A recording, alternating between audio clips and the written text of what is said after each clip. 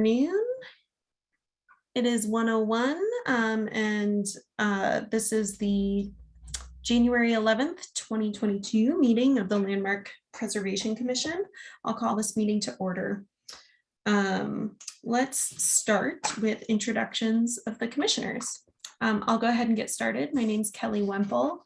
I'm an architect nominated by the American Institute of Architects. Next, we've got George. Hi, I'm George Dennis. I am an old house addict, particularly interested in energy management and efficiency in these old places. So, Great. And can you say who you're nominated by? oh, History Colorado. Yeah. Thank you. All right, Brad. Hi, I'm Brad Gassman. I'm an architect nominated by History Colorado.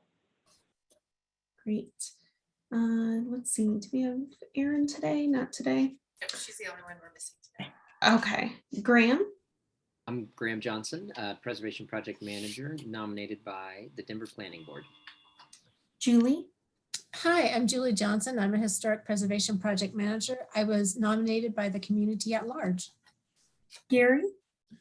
Hello, I'm Gary Petrie. I'm an architect and I was nominated by the Denver Planning Board. Erica. Hi, I'm Erica Warzel. I'm an architectural historian and preservation consultant nominated by the community at large. Great. And Anne. Hi, I'm Ann Wattenberg. I'm an architect nominated by the American Institute of Architects. Thank you. Jen, do you want to introduce yourself? Yeah, Jen Capetto. I'm Landmark Preservation staff. All right, thanks. Okay, so we have 3 meeting records up for approval today, the December 3rd, December 7th, and December 14th meeting records. Were there any comments on these meeting records? I just had one. I don't know if it's required to do this, but I noticed on the December 3rd and December 14th meeting record, it says that it was a virtual meeting, but on December 7th, it doesn't. So if we need to note that, maybe we should add it on that one. Yeah, we'll fix that. Thanks. Mm-hmm.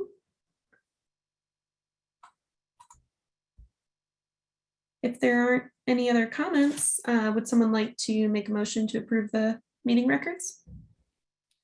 Madam Chair, I will move to approve meeting records from December 3rd, December 7th, and December 14th, 2021. Thank you, Graham. Do we have a second? Madam Chair, I'll second that. Thank you, Julie. All right, I will call for the vote. George. Hi. Brad. Aye. Graham. Aye. Julie. Aye. Gary. Aye. Erica. Aye. Anne. And Kelly abstain. I missed the December 14th meeting, so I can't really comment on that one. All right, so we have 7 votes to pass the motion, so the motion passes and the meeting records are approved. All right, next up, at the beginning of every Landmark Preservation Commission meeting, we like to reserve some time for public comments. This is just for general preservation matters or anything on the consent agenda. It's not for anything that we'll see in a public hearing or on design review today, because there will be separate public comment periods at those times. So if there's anyone on the line who would like to make a comment at this time, please go ahead and press *9 on your keypad if you're joining us by phone, or use the hand raise button at the bottom of Zoom if you're joining via computer. Any comments? No hands raised, and we don't have anyone on the phone at the moment. All right. Then we'll go ahead and move forward. So there are 2 projects on the consent agenda today. Did anyone have any comments, want to pull anything off of consent? And I'm sorry, I don't mean comments, any questions for staff or anything you'd like to pull off? And if not, would someone like to make a motion? Yeah, Kelly, I'll make a motion. I move to approve consent agenda items 2021-COA-527, 180 Marion Street, and consent agenda item 2022-COA-001, 10 West 14th Avenue. Great. Thank you, Brad. Do we have a second? I'll second. Thank you, Graham. All right, I will call for the vote. George, Aye. Brad, Aye. Graham, Aye. Julie, Aye. Gary, Aye. Erica, Aye. Anne, Aye. Kelly, aye. All right, so we have a unanimous vote and the motion passes. So if you're joining us today for one of the consent agenda items, your project has been approved and you can feel free to hop off the call.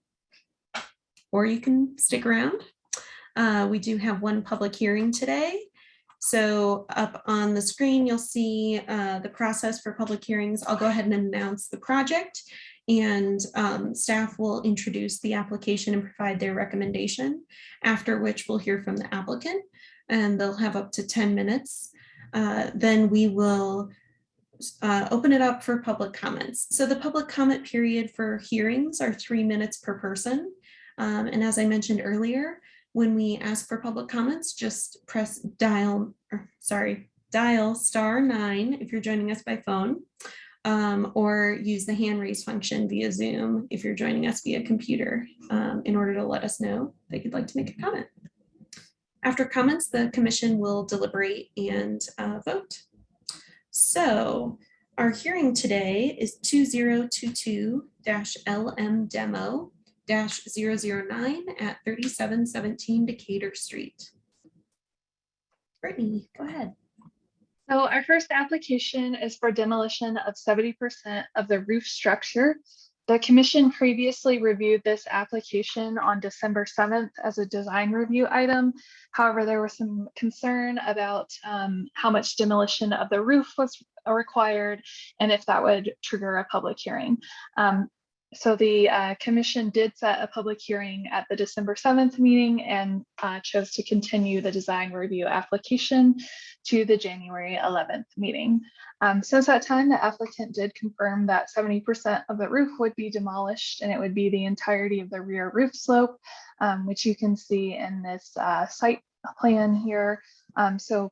Principally, we're looking at the rear roof, which is lower in profile than the primary roof slope, which will remain intact. There is no other demolition proposed to accommodate this project. This is the west roof slope. This application was referred to Honey on September 15th. The Arno has not provided comment on this application formally, but the chair of Honey's Planning and Community Development Committee did note that many of the proposed changes are not visible from the street, and the proposed dormers for the design review of this project will not be visible from the street. Staff are recommending conditional approval of this project as our design guidelines talk about preserving the form, materials, and perceived lines of orientation of the roof. So as only the rear roof slope will be demolished, the east roof slope will remain intact, and the proposed addition is set below the east roof, so it will not change the perceived line and orientation of the roof. There is a chimney that is proposed for demolition. You can see that chimney in this aerial image here. You do not see that chimney above the primary ridgeline of the structure. So we do not find that a character defining feature of the home. The front facade chimney will remain intact, which is a character defining feature of the home. This home doesn't have original roof materials. It's been replaced with asphalt shingle. And then finally, our guidelines talk about do not demolish, contributing elements or homes. This is a contributing element, but we do not find the rear roof slope to be a character defining feature of the structure, as the primary roof slope, which you see in this photograph here, will remain intact. The condition that we were recommending on this project is that a replacement plan be approved prior to the demolition of the structure, and then that the directional be updated on the elevations for the demolition plan. If you look here at the elevations that are shown on the demolition plan, they're all showing east elevation. They are not all the east elevation, so we are asking that those directionals be updated. So conditional approval. Thank you, Brittany. Are there any questions for staff? Nope. All right. Then let's promote the applicant so that we can hear from them.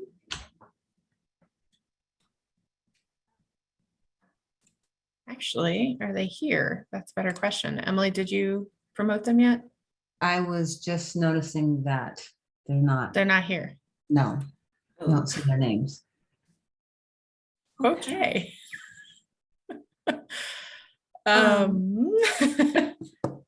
Have we received any communication from them? Like, do we need to try and move this further down the agenda, or should we just move forward? Brittany, have you heard anything from them? I don't see anything in the inbox. I actually haven't. So I'm emailing them right now. Okay. And I can try calling them, but I would need to step away from this meeting for like a second to do so.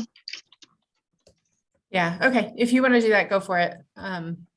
Just turn your sound and video off.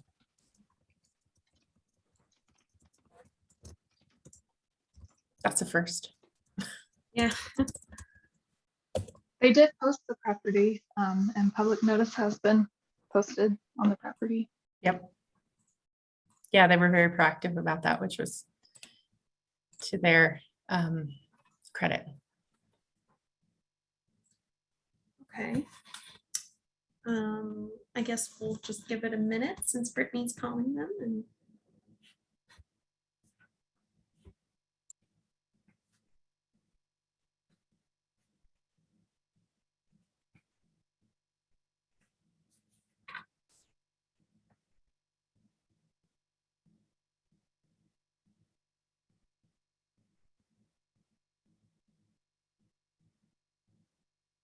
I think we've had this happen for a design review project, but not a public hearing. Yeah, never for public hearing. That's why I said first time. Usually we'll just move it if it's a, I don't know if you can move a public hearing after you've opened it is the problem. Yeah.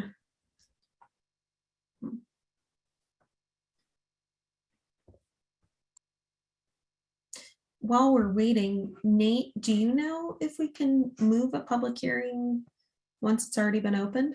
Like move it to further in the agenda? Yeah, you can have a motion to change up the order of the agenda and hold the public hearing at a later time in the day. Although, I guess if public members are present to comment, that kind of messes up. Yeah, and again, you know, you can sort of take things out of order a little bit. It would probably be better if the applicant were present to sort of state their case. That way, the folks that are here from the public that would like to speak on the matter have a better understanding of what's being requested. But it's kind of up to you. I think the public would have the same information that's available to the commission that they could review and comment on. But it's certainly within your discretion to move forward or to move it to a later time in the agenda. And just if this helps with the decision, there are the members of the public who are on the call are all people who are applicants for the next few items. So they're here for the 4 items after Decatur Street. That does help.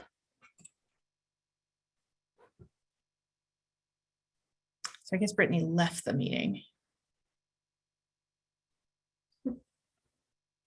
Rather than, Not intentional. yeah. Yeah, I'm not seeing any emails coming through.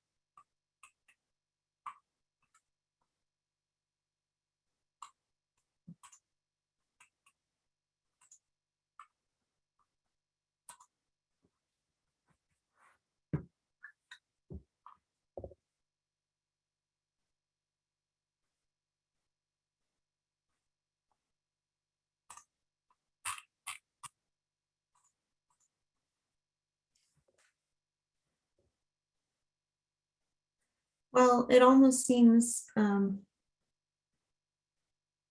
if there's no one from the public to comment. I was just about to text Brittany and she said she had to leave the meeting to call and he's trying to join the meeting. Oh, okay. Well, that's good. So, yep, just while I was about to check in. Gotcha.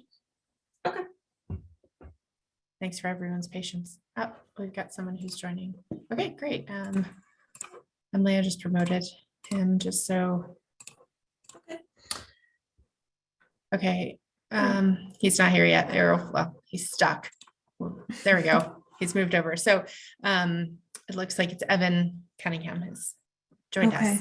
So Evan, we've already heard from Brittany, who kind of gave an overview of the project and the staff recommendation as seen in the staff brief.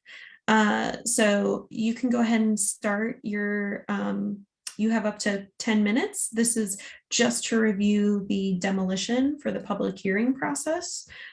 Please start with your name and address for the record. And you can unmute yourself when you're ready. Okay, I'm not here to hold anybody or waste any time. The plan is, I think she already said it. I'm sorry I wasn't on earlier. I was having trouble getting on. The plan is to dormer the attic in the back, as you've probably seen. And in doing so, we probably structurally have to remove the roof from the back half, nothing that you wouldn't see in that picture that's on there right now, and stick frame it, after the area is dormered.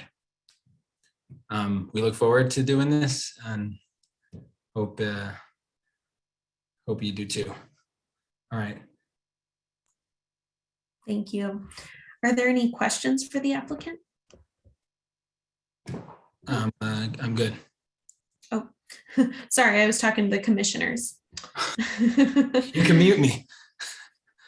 All right. Well, if there aren't any questions, then thanks for your time, Evan.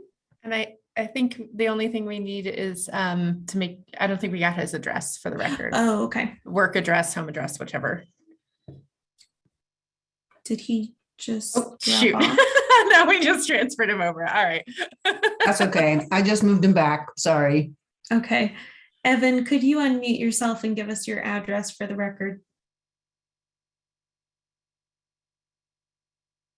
And we can't hear you.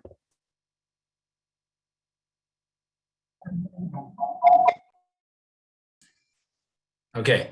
Again, 458 South Pontiac Way, Denver, Colorado, 80224. Thank you. Okay. All right. So since there are no questions for the applicant, we'll go ahead and I'll I'll close or no, not close, sorry. I was getting out of order. We're going to open it up for public comments. So if there's anyone on the line who has a comment, please let us know at this time. Use the hand raise button. And I see no hands raised. Okay. So since there are no comments, I will close the hearing and we will move into deliberation. Commissioners, what does everybody think?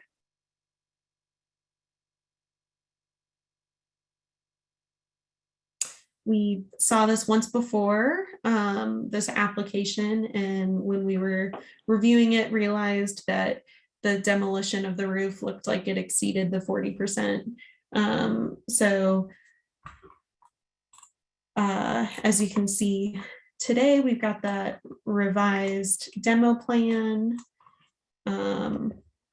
I personally think that Brittany covered everything in the staff brief, and I would agree that conditional approval would be the way to go. I agree with you, Kelly.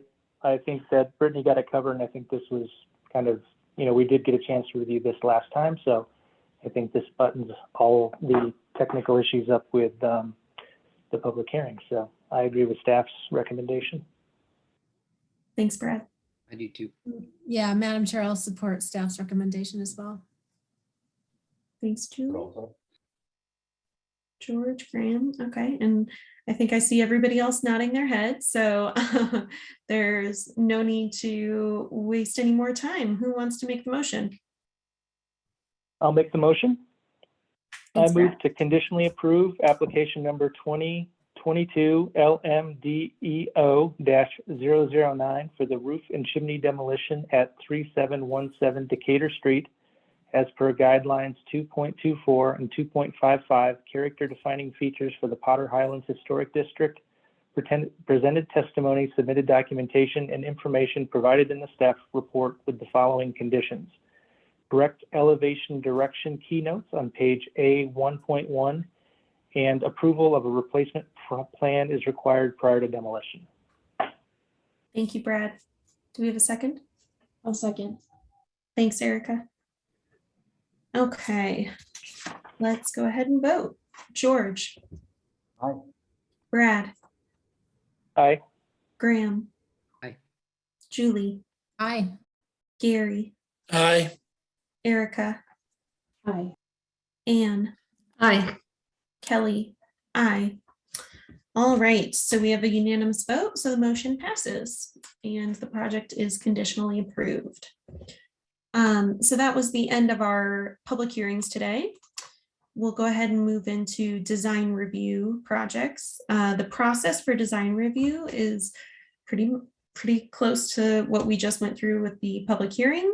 So I'll go ahead and announce the project. Staff will introduce the application and provide their recommendation.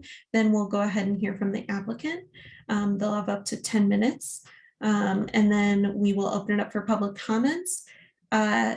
During design review, the public comment period is 2 minutes per person. So just a little bit different than the hearing.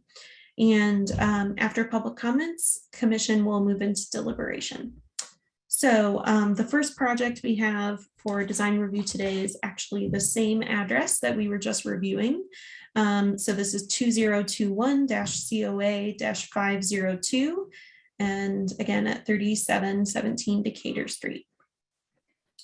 So our, excuse me, our next design review project is for 3 dormer additions onto the rear of 3717 Decatur Street, and then also a 290 square foot, 1-story flat roof garage addition onto the existing carriage house structure.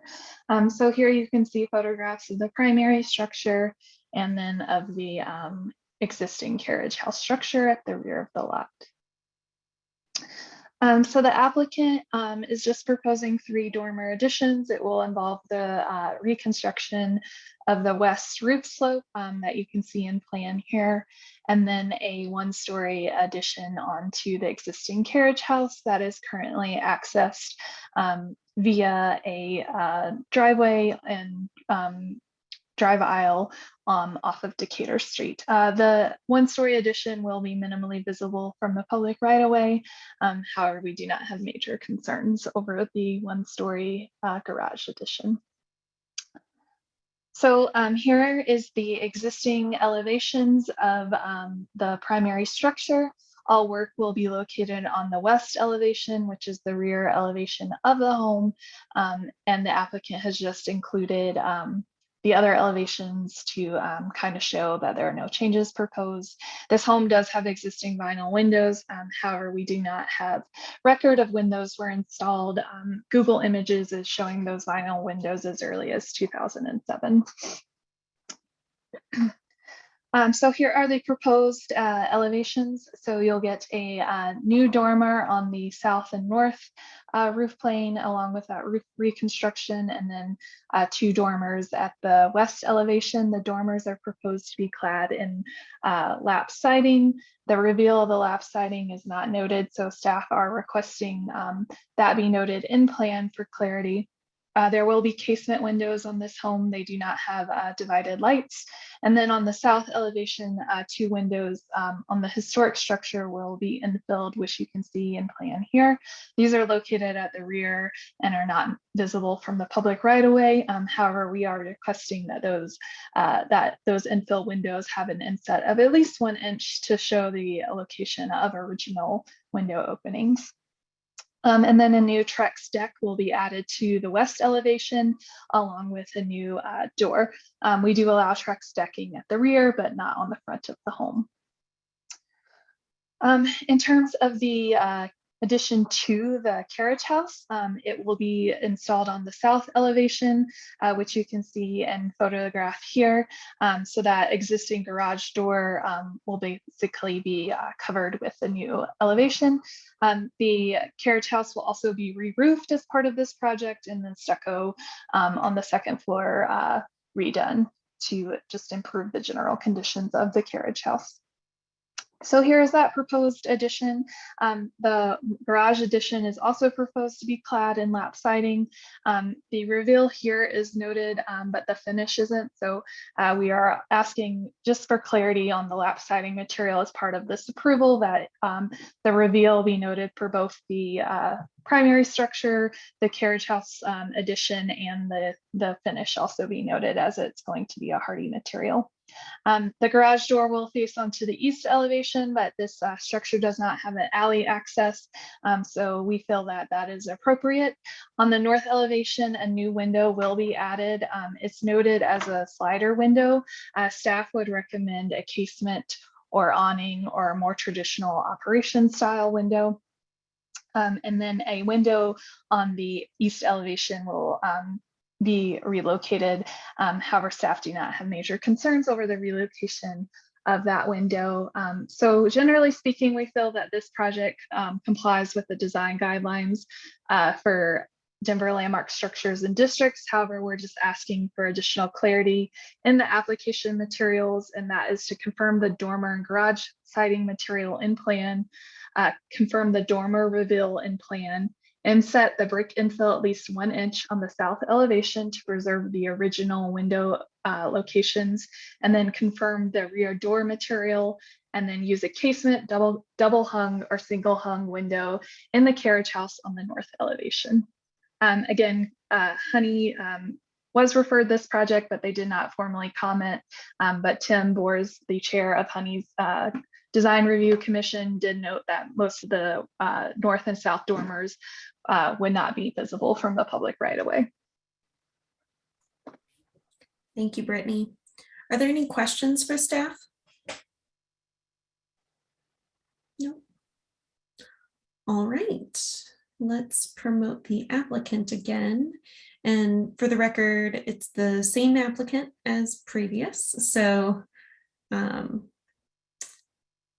way Evan doesn't have to repeat his name and address. Yeah.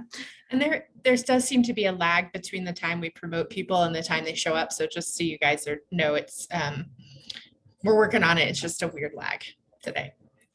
Okay. All right, Evan, you have up to 10 minutes. Go ahead and start whenever you're ready. Okay, I'm not here to take up any more time. I think Brittany did a fabulous job presenting it.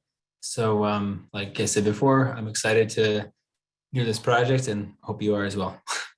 I'm done. Well, that was quick. Do commissioners have any questions for the applicant? I actually had one question for you, and that was in regards to the carriage house. So the addition here on the south side, it looks like the height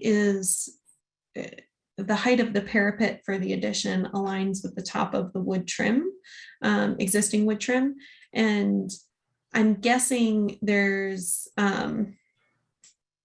how do I put this? This is a friendly comment. I'm not trying to lead anything, but I'm guessing there's no way to reduce the height of that. Is that correct? I'm not sure. And the reason I ask is I'm wondering what your plan is, like how that detail is going to come together where it joins against the wood trim. Will that wood trim be removed in order to kind of flash the roof up to the existing wall, or will that remain in place? I don't know, but I do know that the first story, like those garage doors are quite tall. You can see like the windows on top of it, how it extends in the bottom picture. Mm-hmm. So it could be there is space for it. I don't know the exact dimensions of any of that right now. Okay. Yeah. The dimension shown in the elevation we got said it was 9 feet 7 inches from grade to the top of that. So it looks in the photo like maybe it's taller. I'm not sure. But I was guessing if it was really 9'7", then you probably wouldn't be amenable to reducing the height, because getting a garage door in there in your car probably would be pretty difficult at that point. So I just thought I'd ask because I was wondering if that trim is going to be Extended. In place or not. The trim that sticks out from the existing structure, you wonder how that's gonna meet up with the new structure, the garage. Yeah, I was just wondering what your plan was for that. Well, it is set back, meaning the depth of the proposed garage is not as wide as the current, right? So Yeah.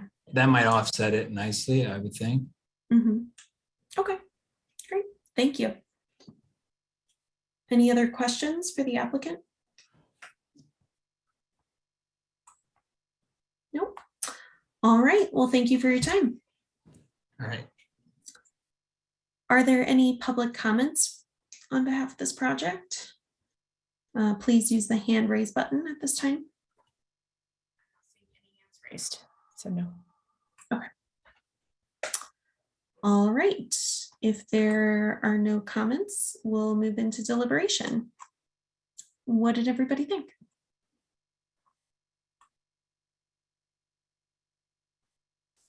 Brad, what do you think? I think that, we kind of get a chance to look at this the last time. So I think that per, Brittany's recommendations, I think that this meets the guidelines.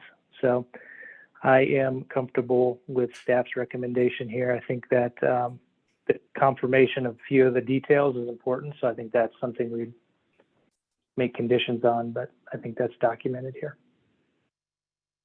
Great, thanks. Other thoughts? Anne, what did you think?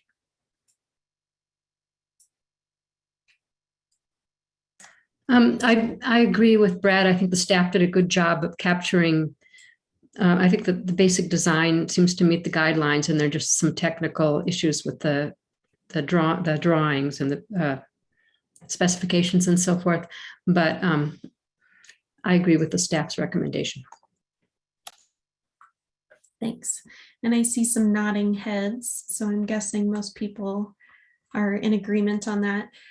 Since I was asking that question, I'll just kind of clarify. I was just wondering whether, that addition to the carriage house could be kind of reversible and if that trim could remain in place. But I do understand it's the secondary structure, not the primary. And I appreciate that the applicant did set the addition to the carriage house back a foot. So at least the trim can round that corner and still be expressed. So it was more a friendly comment because I just couldn't tell if there was any way to mitigate damaging that piece.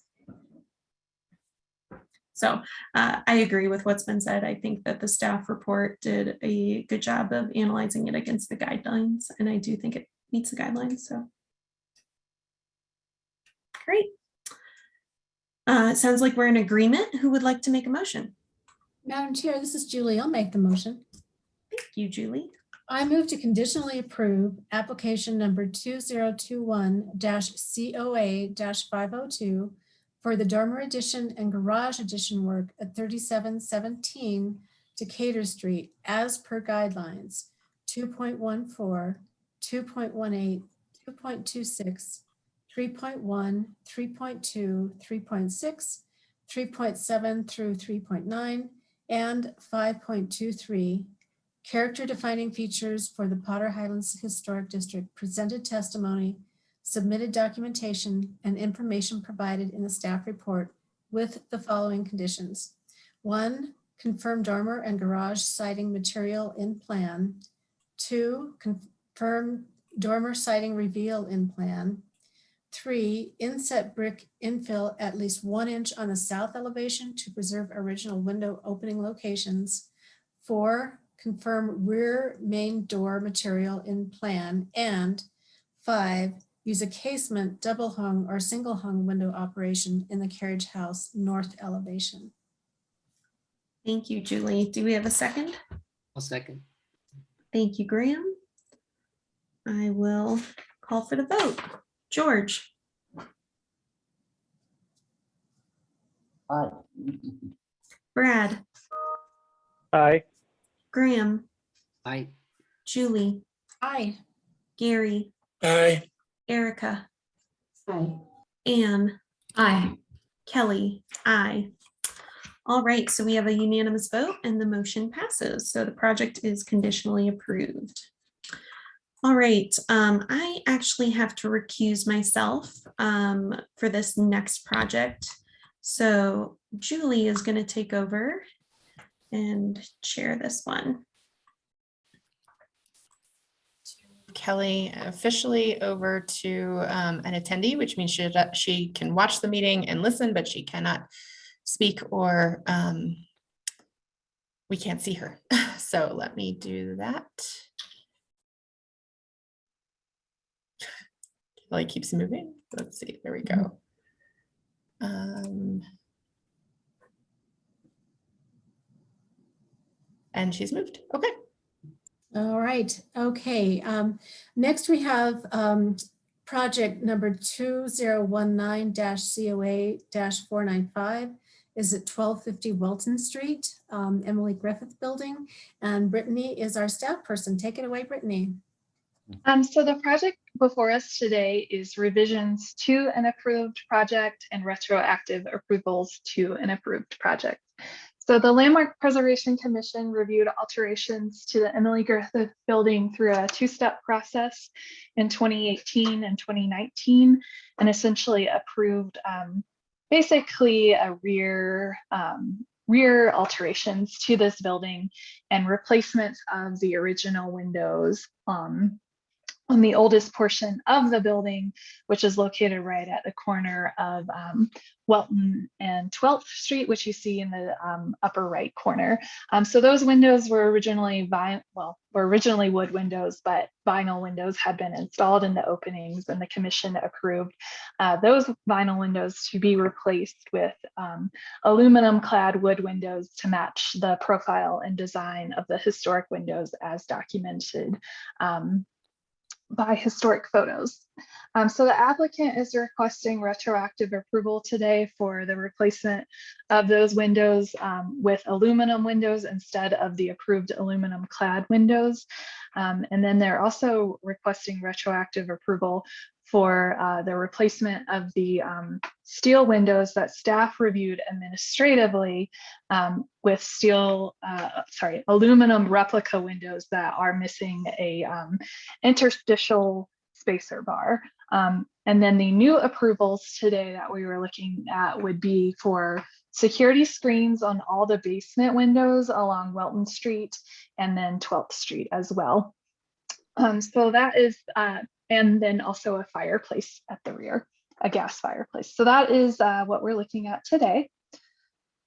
So here is kind of a plan of the window replacement and schedule. So along Welton Street on the 1947 and 1956 portion of the building, all the original steel windows have remained intact and have been restored by the applicant. So that is the windows that you see indicated in orange on this facade. All the windows that are indicated in blue here were the windows on the original portion of the building that were reviewed for replacement by the commission. The commission again approved those replacement windows to be aluminum clad wood windows to match the divided light pattern of the original windows as provided by historic documentation. And then staff administratively approved the replacement of all the original steel windows on the rear elevation, which you can see in green here, to be replaced with aluminum replica steel windows. Those windows were approved by staff to have the interstitial spacer bar. So staff reviewed those windows administratively and did not forward that application to the commission, as Emily Griffith has its own set of design standards and guidelines, which indicate that the rear elevation is essentially an area of change, and essentially a very large addition can be added to the Emily Griffith site. However, the applicant is not pursuing that development opportunity, but really this rear elevation is considered non-contributing, so therefore we reviewed the approval of those rear windows administratively and did not forward them to the commission for review. On November 2nd, Landmark staff, myself and Evan Scheckler went out with the Landmark zoning inspector at the request of the applicant to check in on the progress of the project. During the site visit, staff noticed that the windows installed on the 1926 portion, so that's the area you see in blue, were replica aluminum windows, but they were not aluminum clad windows. These windows do have divided lights in the upper sash, but they do have the interstitial spacer bar installed on those windows. So staff is recommending approval of that replacement material because aluminum windows look very similar to aluminum clad windows from the street, and we do not have purview over the interior of the building. And then additionally, those windows were vinyl windows and not original wood windows that the applicant is replaced. So for the 1926 portion of the building, we are recommending the commission approve retroactively the install of those aluminum windows along 12th Street and Welton Street in the area of blue. So a new project scope today would include new security screens at the basement along Welton Street and 12th. So again, those security screens would be located forward of historic steel windows that you see on the 1947 and 56 portion of the building. Here is an elevation showing those security screens. The original steel windows behind these will remain intact and have been restored by the applicant, but you can see they span the entirety of the facade at the basement level. Additionally, security screens will be added to the oldest portion of the building along Welton and 12th, where there are aluminum replica windows. So staff do have some concerns over these security screens. Here is an image of what those proposed security screens will look like. The applicant is proposing to match the mullion pattern of the windows, the original windows, so either a 2-part mullion design or 3-part mullion design.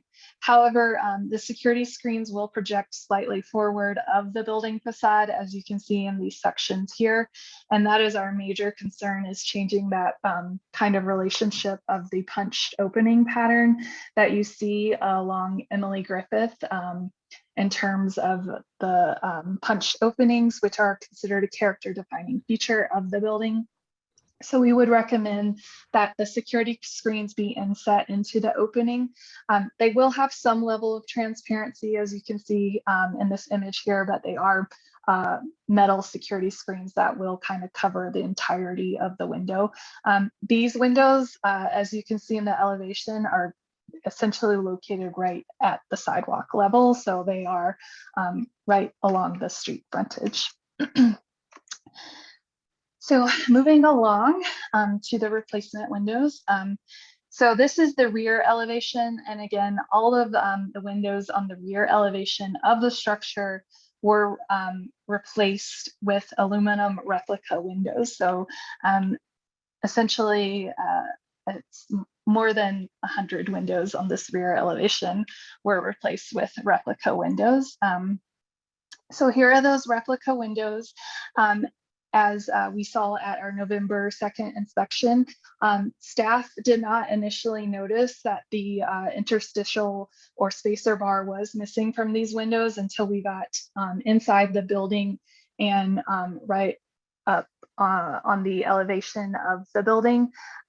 So the windows here do match the divided light pattern of the original steel windows, but they are missing that interstitial spacer bar.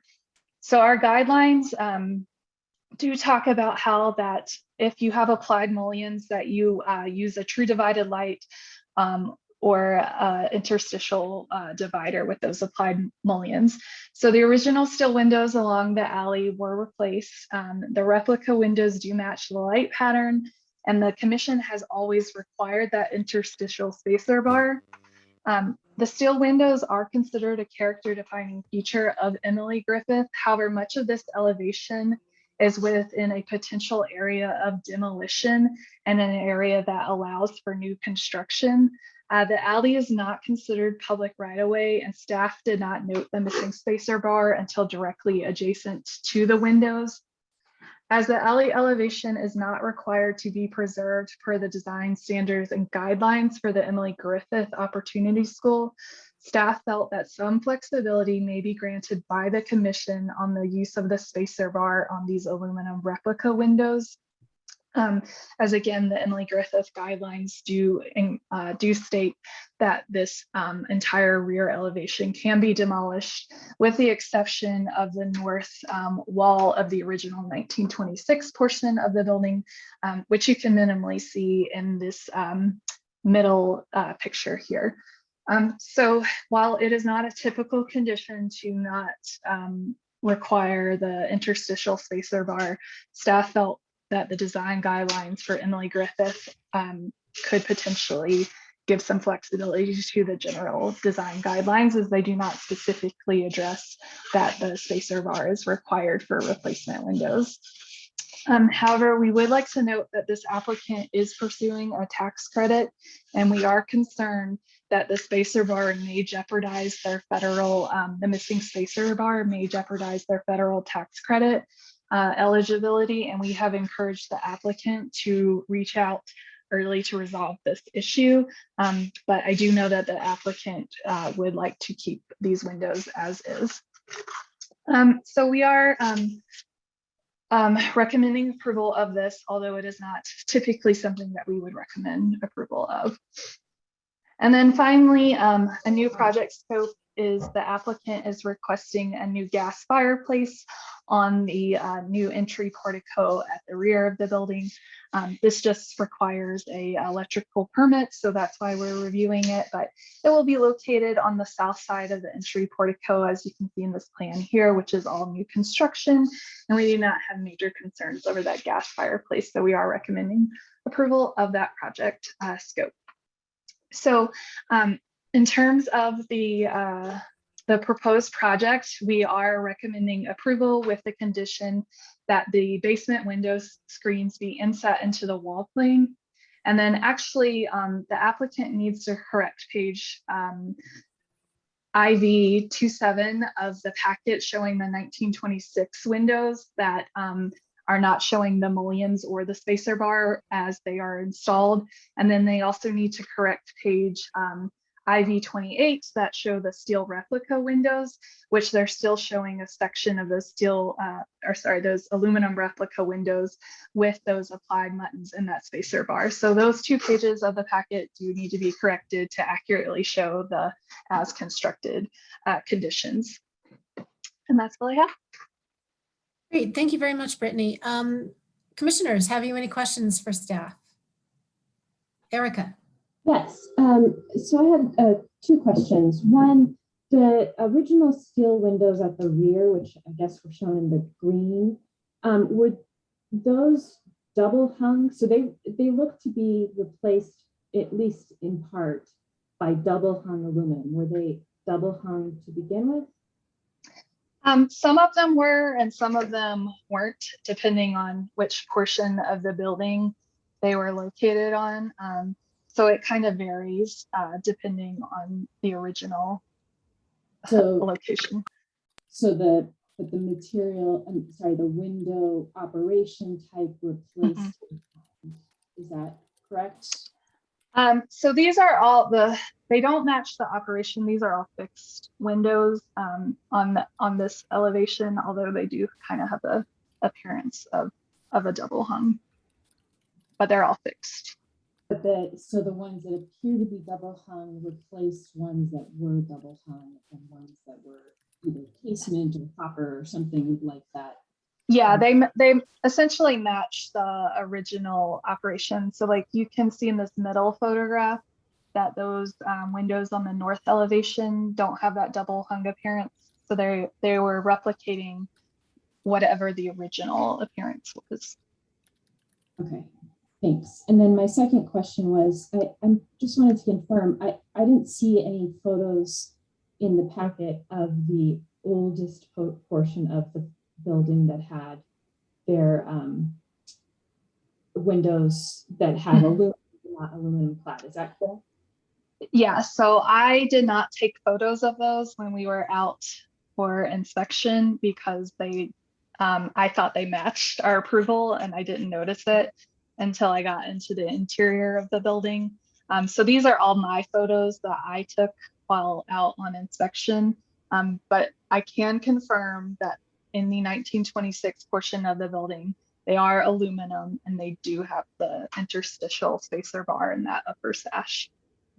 And they do match the light pattern as shown in the drawings. Yes. Thank you. Great, thanks, Brittany. Any other commissioners or a question for Brittany? Anne. Hi, Brittany. So this is the project where the alley elevation has become the main elevation for the project. Does that make a difference to you about the lack of the lack of the spacer bar? Not to us, because we still consider the Welton Street the primary elevation of this building, and the design guidelines consider it the contributing area. The hotel will be using the portico as their primary entrance, but they also will have signage that kind of helps bring some prominence to the Welton Street facade. And those there will be doors along the Welton Street that will be activated as well, but we still consider, based on the guidelines, this a non-contributing facade because it can be totally demolished, except for that north elevation. Thank you. Great, thanks. Any other questions for Brittany?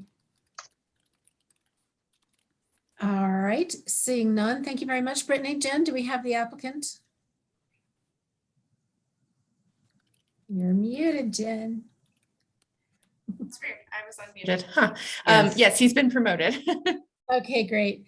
To the applicant, when you are ready, you can unmute yourself and please give us your name and your address before you begin. And you'll have 10 minutes to tell your project. Okay, thank you. My name is Kent Reinert. My address is 8203 West Iliff Lane, Lakewood, Colorado. Thank you very much for having us.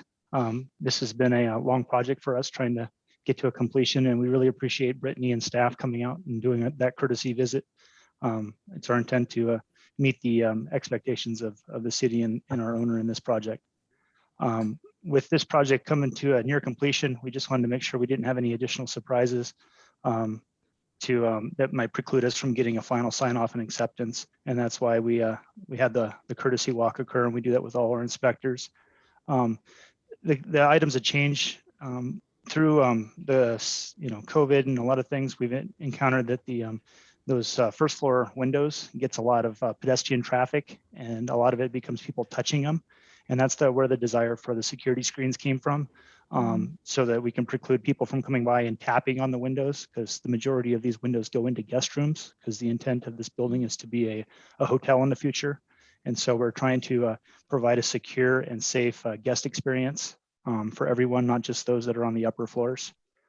The recommendations as provided by Brittany and staff are acceptable, and we look forward to implementing those and making that happen.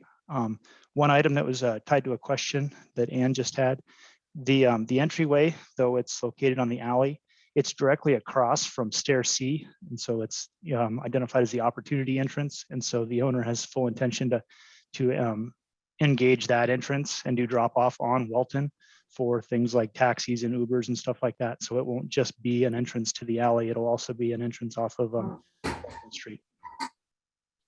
I don't believe I have anything else to share, mainly because we have presented it at this to this group a couple times with this one. So look forward to your consideration for these changes.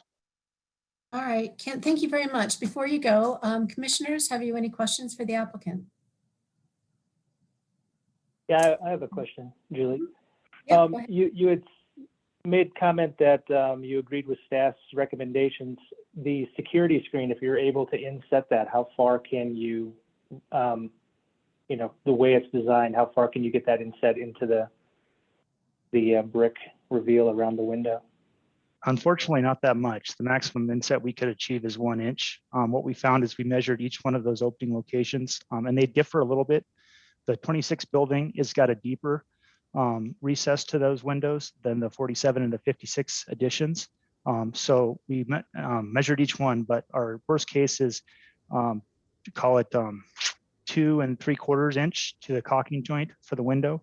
And so as you can see from this assembly here, this security screen itself is 1 inch, and we were proposing a 1 inch tube steel support mechanism, which would put it at 2 inches of a profile, which with the surface elevation right there, it would be very close to plumb.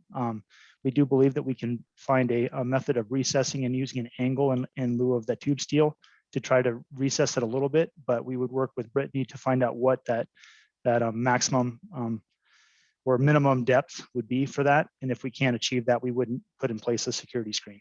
The owner might pursue that at a later date, but they'll have to submit to the commission at that point. One other follow-up question. The way that the screens are mounted now, do you anticipate that any remounting will, conceal, or is there repair to those masonry surrounds that is going to be necessary in moving the screens? I don't know if they were, anchored with removable anchors or if those are semi-permanent. We have no screens on right now. Oh, understood. I clarify that. Yeah. Unfortunately, right now we have a lot of plywood out there, and it gets tagged. That's also why we want to see security on this one. This isn't the best neighborhood at times. Hopefully, with the hotel being there 24/7, they'll get a better engagement, so we can clean that up. There is screens on that were part of the school that are on the north side of the Welton Street facade. at the clear story first floor windows, not at the corner of 12th and Welton. But currently we have not installed any of these screens. We wouldn't be installing these screens unless we got approval. So we haven't compromised any of the brickwork or any of those items. Perfect. Thank you. Sorry, the retroactives for the windows. My mistake there. Appreciate that. It's okay. I would just add the screens that are and were installed by the school, they're on the north end. They were not attached to the masonry. They were actually screwed into the metal frames of the window. We don't promote that. We don't think that that's a good solution for how the windows would perform, and that's why our solution has it attaching to the masonry units. Understood. Thank you. Thank you. Other questions for the applicant? Anyone? Okay, Kent, thank you very much. It doesn't look like there are any other questions for you. So hang on while we deliberate. Brittany, did you have anything else that you wanted to say before we go into deliberation? You guys need public comment first. Oh, I have to go into comments first. Okay. Can we get Brittany to talk first though? Yeah, sure. That's fine. Just don't go into deliberation yet. No, we're not going in yet. We need to hear from Brittany. Retroactive approval is for the window replacements of aluminum windows on the 1926 and the missing spacer bar, and new project scopes are the window screens and the gas fireplace, which haven't been done yet, for clarity. Great. That's terrific. Thank you very much, Brittany. Now we'll see if there are any public comments for this design review. If you're joining by phone, please email landmark@denvergov.org with your name and phone number. And if you're on screen right now, use your little hand, the hand function to raise a question. Anyone's hand raised and we don't have anyone on the phone. Don't have anybody? Okay, cool. All righty. Then seeing no public comments about this project, we will go into deliberation now. Crew, what do you think? What are your thoughts? Should we, what I thought we might do is talk about the new basement security windows and the gas fireplace before we get into the retroactive windows. How does that sound? Does anyone have any comments about the screens or the fireplace? Any thoughts? Julie, this is Brad. I think the fireplace is fine. I didn't have any issues with that. It's on the back side of the building. Yeah. The screen, I think it's important to try to get some a little bit of a recess there. So I think that as long as they can get that recess and it's a removable element, it's not attached to the windows, that hopefully over time that's something that could just be removed, and if it's not needed. So that was my 2 cents on the screen and the fireplace element.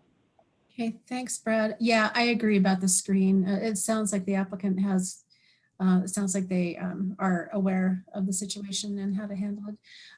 Any other comments about the fireplace or the screens?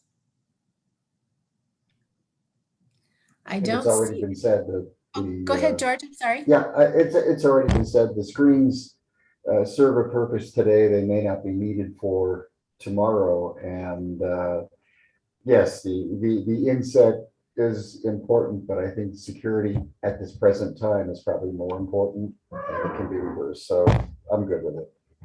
All right, George, thank you. All righty. Anybody else want to comment on those 2 items? It doesn't look like it. So let's go on to the aluminum replacement windows and the retroactive approval of such. Any thoughts? Yeah, why does retroactive approval happen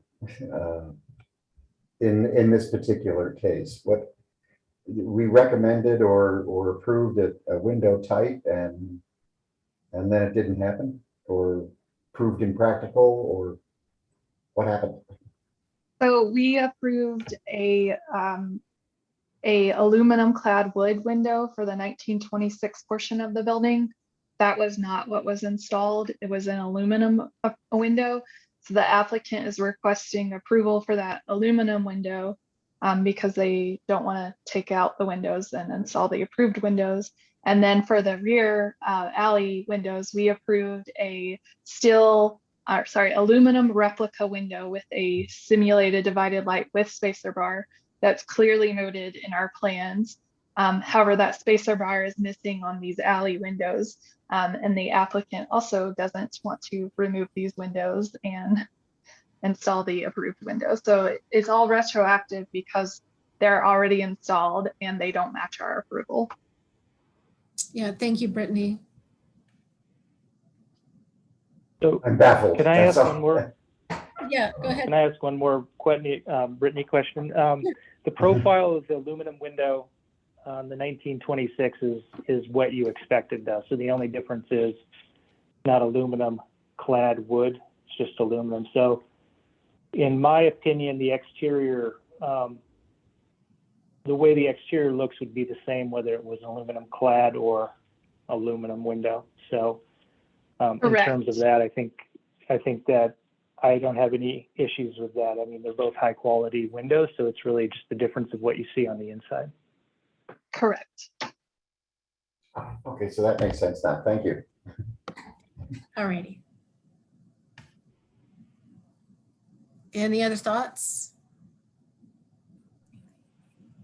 I think maybe just, I know that the aluminum clad wood is sort of our standard, but we do look at so much residential where that's a more common option too, I think. So I agree with Brad, exterior, I feel comfortable with that. Brittany, I think you probably made a good point that, and it's just a friendly comment, but making sure that, the state or the federal tax credits and things like that are square is not, I know the purview of the commission here. It is something that staff is involved in, of course, but worth double checking just in case in spite of our deliberation. Right. But as you mentioned, it's not actually in our purview on this project right now. Ours is to see if it meets the design guidelines and if we wish to approve them. Gary, what are you thinking? You have any thoughts on this? I'm going along with the consensus. I'm not particularly disturbed by the fact that the windows on the alley side of the building do not have the spacer bars because the design guidelines that were established as part of the designation of this property actually would have allowed for the entire demolition of that facade. And I also understand that, this is a commercial building, not a typical residential building. And so the substitution of a all aluminum window for an aluminum clad wood window, I find that acceptable as long as the exterior appearance is maintained, which I think everyone has said that it does. So I'm good with the staff recommendations. Thank you, Gary. Erica or Ann, did you have anything to add? Anything you wish to add to the argument? I guess I'll just state that I wish I could see for myself the photos of the 1926 portion. So it's too bad that those are missing, but I trust Brittany's judgment on that and didn't have time to go see it myself. So, but whatever everyone else has said about kind of aluminum versus aluminum clad in this particular case and the rear elevations all seem to make sense given the guidelines that had already been established for the individual landmark designation. So I'm comfortable with the staff recommendations as well and support them. Okay, thank you, Erica. Ann, anything? I agree with the group, but I guess I have to just go on record again and saying that was a lot of windows to install and miss the fact that the spacer was missing. And I don't like seeing this much work being done and then retroactively having it approved, because probably we would have approved it anyway. And that's just a better system to go by. And like I said, it's a lot of work to put in, a lot of shop drawings that were checked where somebody missed the spacer bar and didn't say anything to anybody. And I'm going to go with the group and approve it, but just note my objection to this as a way of proceeding. And I share your frustration with that. I do, but I also will support staff's recommendation on this. Do I hear a nomination, or not a nomination? Do I hear a motion to approve? Yeah, I'll try it. Thanks, Let's George. see. Madam Chair, I move to conditionally approve application number 2019 COA 495 for the application revision for basement security screen, a new gas fire pit, retroactive approval for the installed windows at 1250 Welton Street, the Emily Griffith Opportunity School, as per design standards and guidelines B and D for Emily Griffith Opportunity School, the Denver Landmark Structures and Districts Guidelines 2.14, 2.19, 2.2, presented testimony, submitted documentation, and information provided in a staff report with the following conditions: that inset of the basement security windows into the wall plane, correct page 4.27 showing the 1926 replacement windows with the simulated divider lights with spacer bar, and correct page 4.28 showing the replica steel windows on the alley side with simulated divider lights without the support spacer bar. All right, do I hear a second? I second. Thanks, Brad. I would like to make to suggest a friendly amendment. On number 2, I think you said, let's see, it was number 1, I'm sorry. I think, George, you said security windows into the wall plane. It's security screens. Screens. Yeah. I would also like to make another friendly amendment. Is it okay to do this that way? Add it to yours, Julie?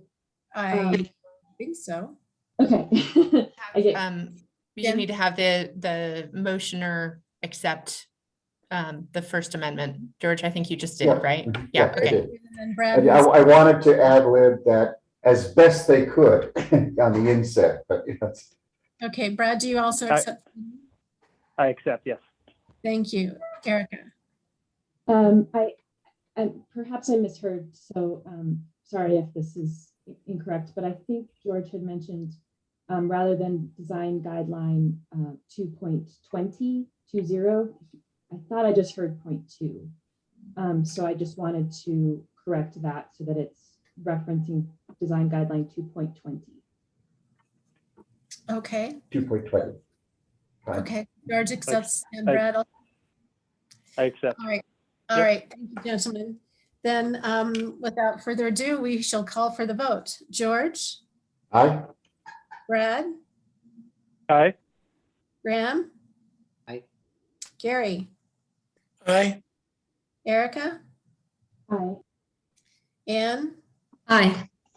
And Julie also votes aye. So the motion is approved as written. And so Jen, I guess we can get Kelly back in. Since our next. Right, I forgot she was out. Yes, bring her back in. I didn't forget she was out. I know. All right, Kelly's back in.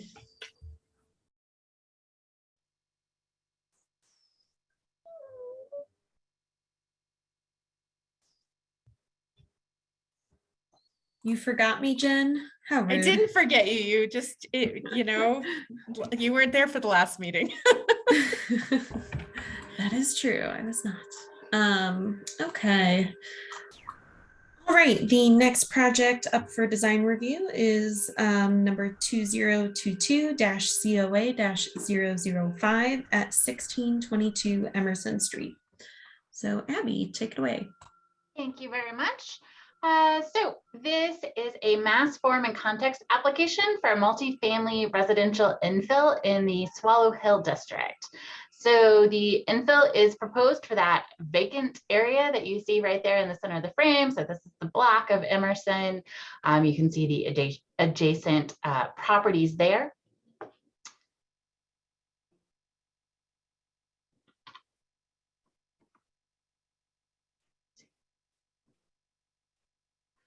So this is the proposed infill design. So it's 3-story multifamily building.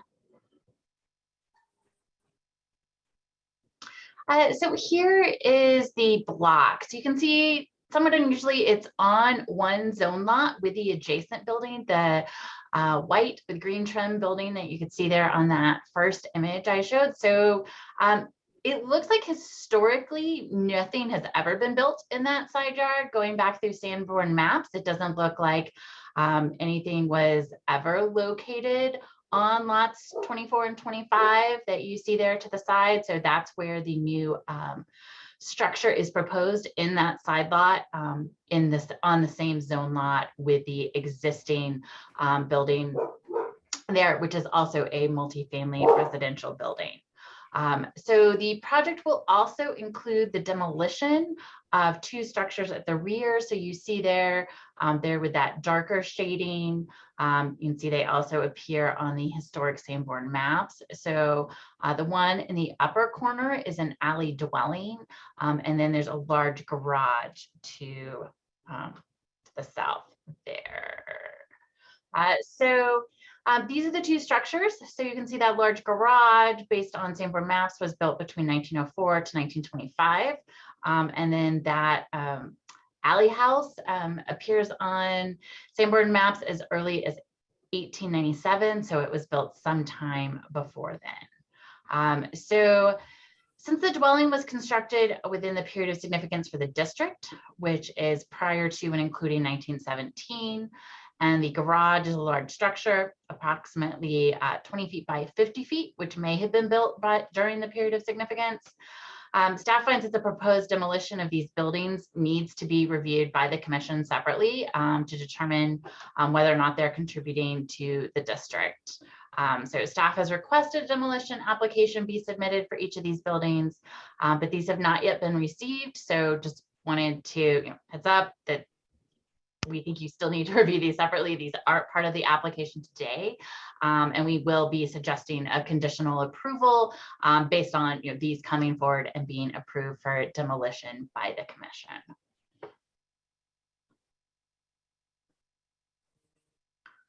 So here is the block comparison. So you see there in pink, the current lot, the existing building on the left, and then the proposed there to the right. So staff finds that the proposed infill is compatible with block patterns. The building width and the setbacks align with the adjacent properties on the block. The infill is much longer than the single family homes that is adjacent to, extending nearly to the alley. But the building length will not be readily visible from the street. And the length is comparable to the other multifamily buildings that you see in the district. And the setback aligns with the adjacent properties and also features a similarly scaled front porch. So the little blocks there in yellow show the porches on the adjacent buildings. So you can see kind of a similar partial width offset porch that is similar to the other buildings there on the block.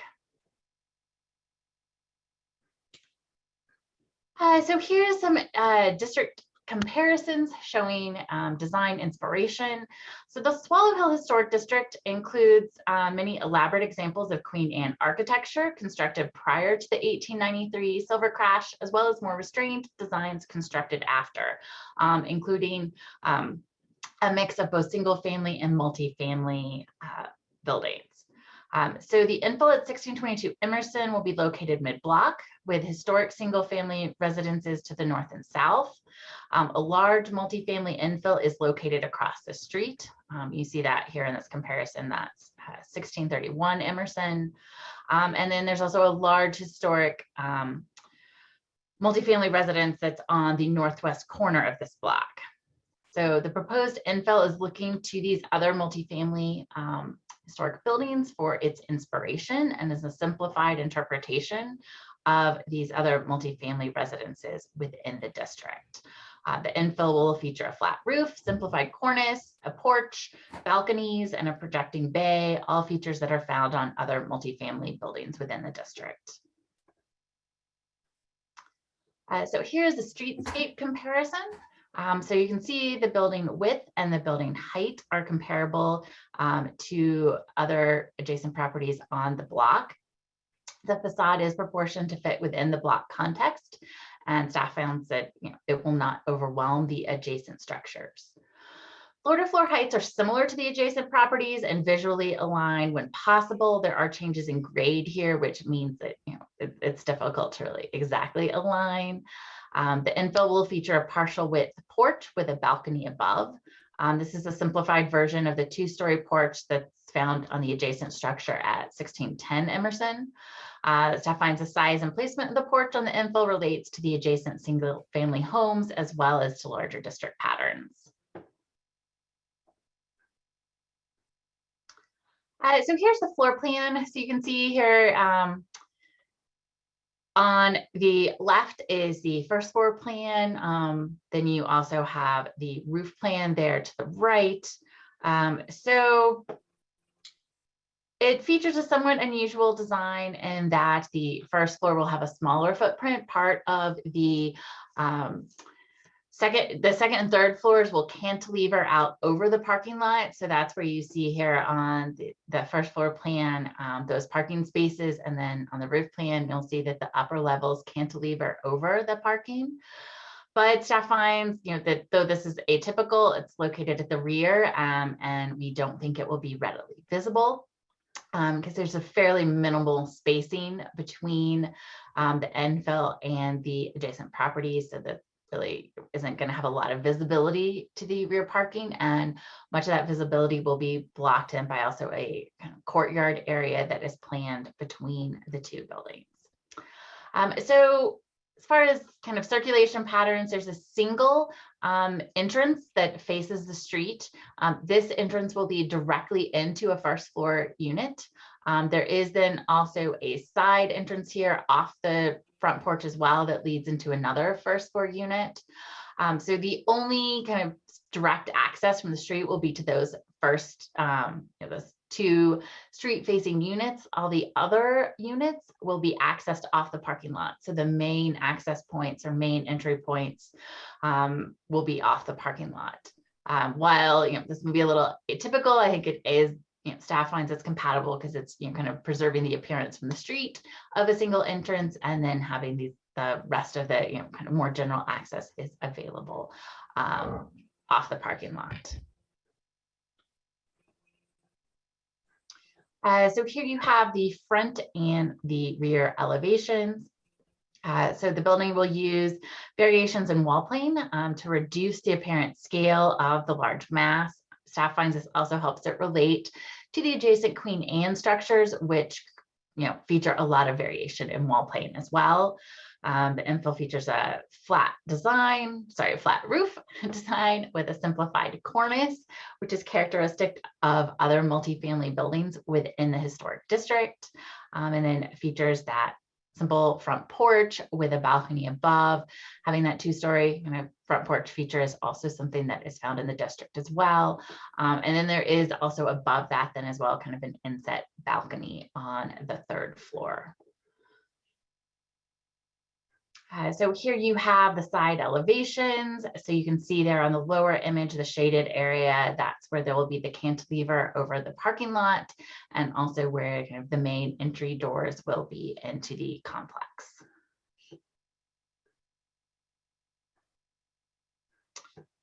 So in conclusion, staff finds the infill is a simplified version of historic forms found in the district. The infill will relate to the adjacent structures without visually overwhelming them and will not detract from the district's historic character. Staff recommends approval of the mass form and context application with the condition that demolition applications for the alley house and garage at the rear of the lot be submitted and reviewed by the commission prior to infill approval. This is just for the mass form and context, so materials, details, window and door type, site work will be reviewed in the Part 2 design detail application. This did go through the RNO referral process, and the applicant did meet with the RNO, but no RNO comments were submitted to Landmark. Thank you. Are there any questions for staff? I just wanted to clarify for purposes of a possible motion in the future, should it be that the demolition plans be also approved by the commission? I just wanted to make sure that that language was included in a possible motion. let me read what I wrote. Yeah, it should be submitted and approved by the commission rather than submitted and reviewed. Thank you. Good catch. Any other questions? No. All right, let's hear from the applicant. Looks like they've been promoted. So you can go ahead and unmute yourself when you're ready. Please start with your name and address for the record, and you have up to 10 minutes. Okay, this is John Buchanan. My address is 1550 Larimer Street, number 422, Denver, Colorado. There are two colleagues who will be speaking as well, and they'll introduce themselves. So I'll start off with what the design inspiration was for me, and I think it's true for the others, and they'll speak to that as well. But for me, this is an opportunity to design a multi-unit residential building in this really wonderful historic district. And you know, it's been, as Abigail can attest, an interesting and sometimes challenging process for me to you know, absorb all of the very details in the district and then you know, work them into this design, which I think we're all very satisfied with, that responds to the district and yet, you know, does it in a not overbearing way. And, you know, it's just really been a great opportunity to work with all of the kind of materials and the thinking and all of that as well. For me, it's always great to work on a project that's multi-unit, because it's a value I have is, you know, promoting density where we can. And I think this is something that the city of Denver is very committed to as well. And, you know, I believe wholeheartedly that this helps promote that those goals. So that's really what I want to say right now. I think Jim probably is the best speaker on really this whole project. So Jim, why don't you take it away? Okay, thank you. Let's see, my name is Jim Shuttler. My address is 2072 Montaigne Drive East in Golden, 80401. We are, you know, just a little bit of background about who we are. We are, my mom and myself have, over the past 12 years, worked to purchase multifamily, mostly conversions, which is what 1630 Emerson Street is, I believe, just to the north of this building, throughout Capitol Hill, also in one building in the Highland. And our goal is to buy historic buildings or buildings in historic areas, and then preserve them. And we buy and we hold. So we're not developers so much as a small family ownership group who I'm a native Denverite or a native Coloradan, and my mom's been here for a long time. So we love this area of Denver, and our goal is to continue to sort of build over time a portfolio of these old homes that we can take care of. So this is our first new build construction, and it was part of our design when we bought the property to hopefully do something like that in this area that would fit within the neighborhood.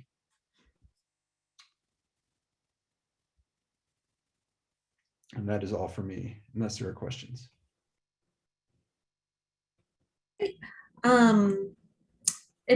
Was there someone else who was going to speak, or are you guys done? I just want to make sure we don't cut you off. Yeah, let's see if Matt wants to.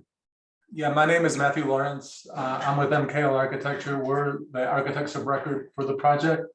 And we're located at 3200 Carbon Place in Boulder, Colorado, 80301. And, you know, I just want to add what Abigail presented was very accurate, and John followed through as well. One thing that was a pleasant surprise was to meet with the other historic committees. and hear them express their support for the project. I don't think anyone formally came up to support the project from those groups, but we did hear a lot of very positive feedback from them. And so that was an exciting thing to experience with this one. Other than that, I don't have anything else to add, and looking forward to comments and answering any questions that you all have. Great, thank you. Thank you all for your time. Commissioners, are there any questions for the applicants? Yes. Mr. Shetler or Mr. Buchanan, what consideration or research did you complete as to affordability of these units that you're putting up?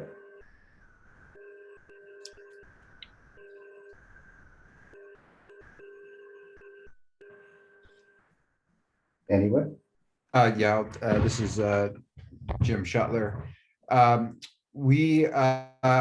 don't think we haven't gone through the what we're going to charge, or we haven't considered all the details interior to these units. How we have a rough idea of how large they're going to be.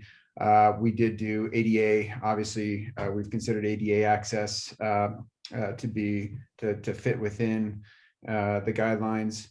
But we have not gotten to the point where we've considered affordable units in this project. If Matt, John, if there's any difference from that, please go ahead and speak up. So it's no. Yeah. Well, it's to Jim's point, it's under consideration. We just haven't addressed it yet.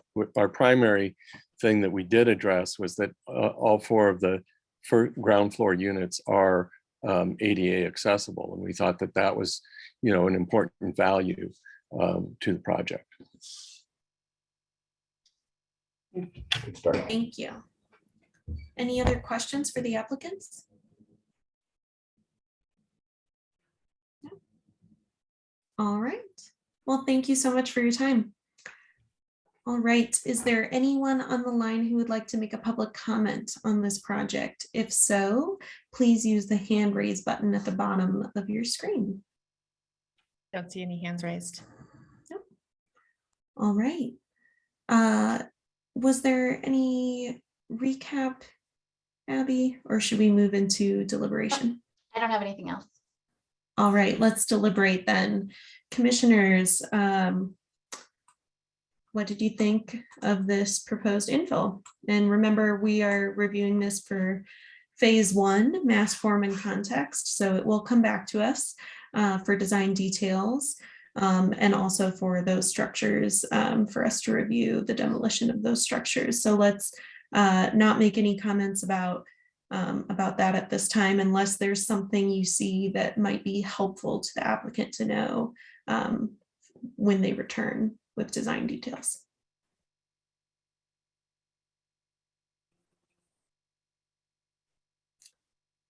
I'll start, Kelly.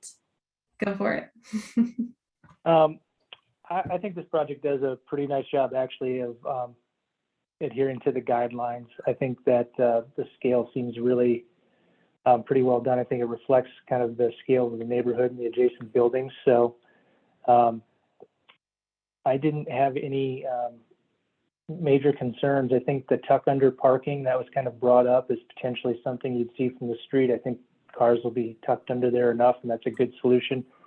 I do think it'll be interesting to go through the demolition applications and do those sooner than later, because that would definitely affect the site plan and the layout and the mass of these buildings based on what the outcome of that consideration is.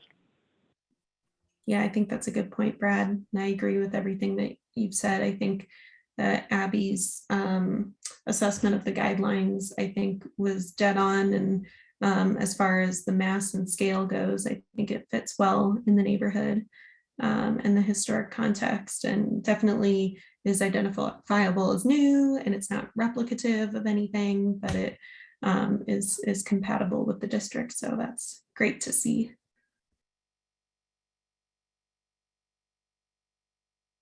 Any other comments, or is everyone in agreement on that? I don't know if it's appropriate here, but the cantilevering really kind of bothers me. I'll have to get used to that or see some more details on it. It looks like it's a real pack 'em in kind of job, so.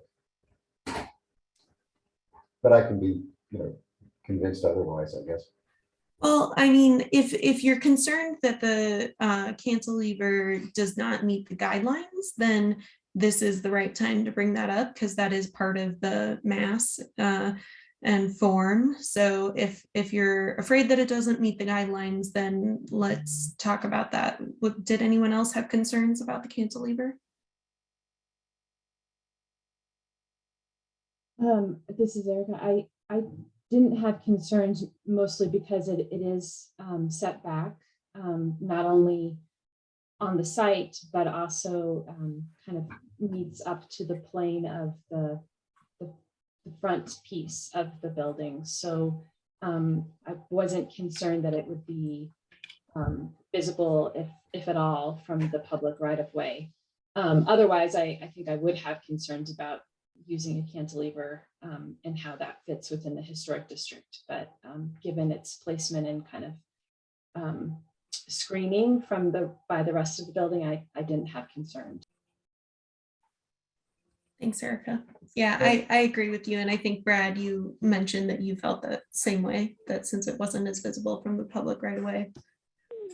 Yeah, and there are, if you look in plan, there are walls that kind of come out and sort of help that element track down. So I think that helps. It's not like it's a, full cantilever or spindly little columns out there. There is a little bit of mass out there that helps track that element down to the ground. So I think that helps it a lot. So I don't have any concerns. Well, the other thing is that I was concerned of it looking a lot like Congress Park, where there are basically mushroom buildings all over. I don't think any couple or family moves into a place anticipating just one car. So since this is the very beginning of the process here, I would like to at least get a little more information on how many cars they think they're going to fit under the building and how many people are going to be there. And what is that going to do is this thing just too big? So I think that that's not really our purview. That's a zoning issue, and they will be submitting to zoning separately. So zoning does require a certain number of vehicles per dwelling unit in a multifamily scenario, and there are ways to reduce parking quantities based on a location.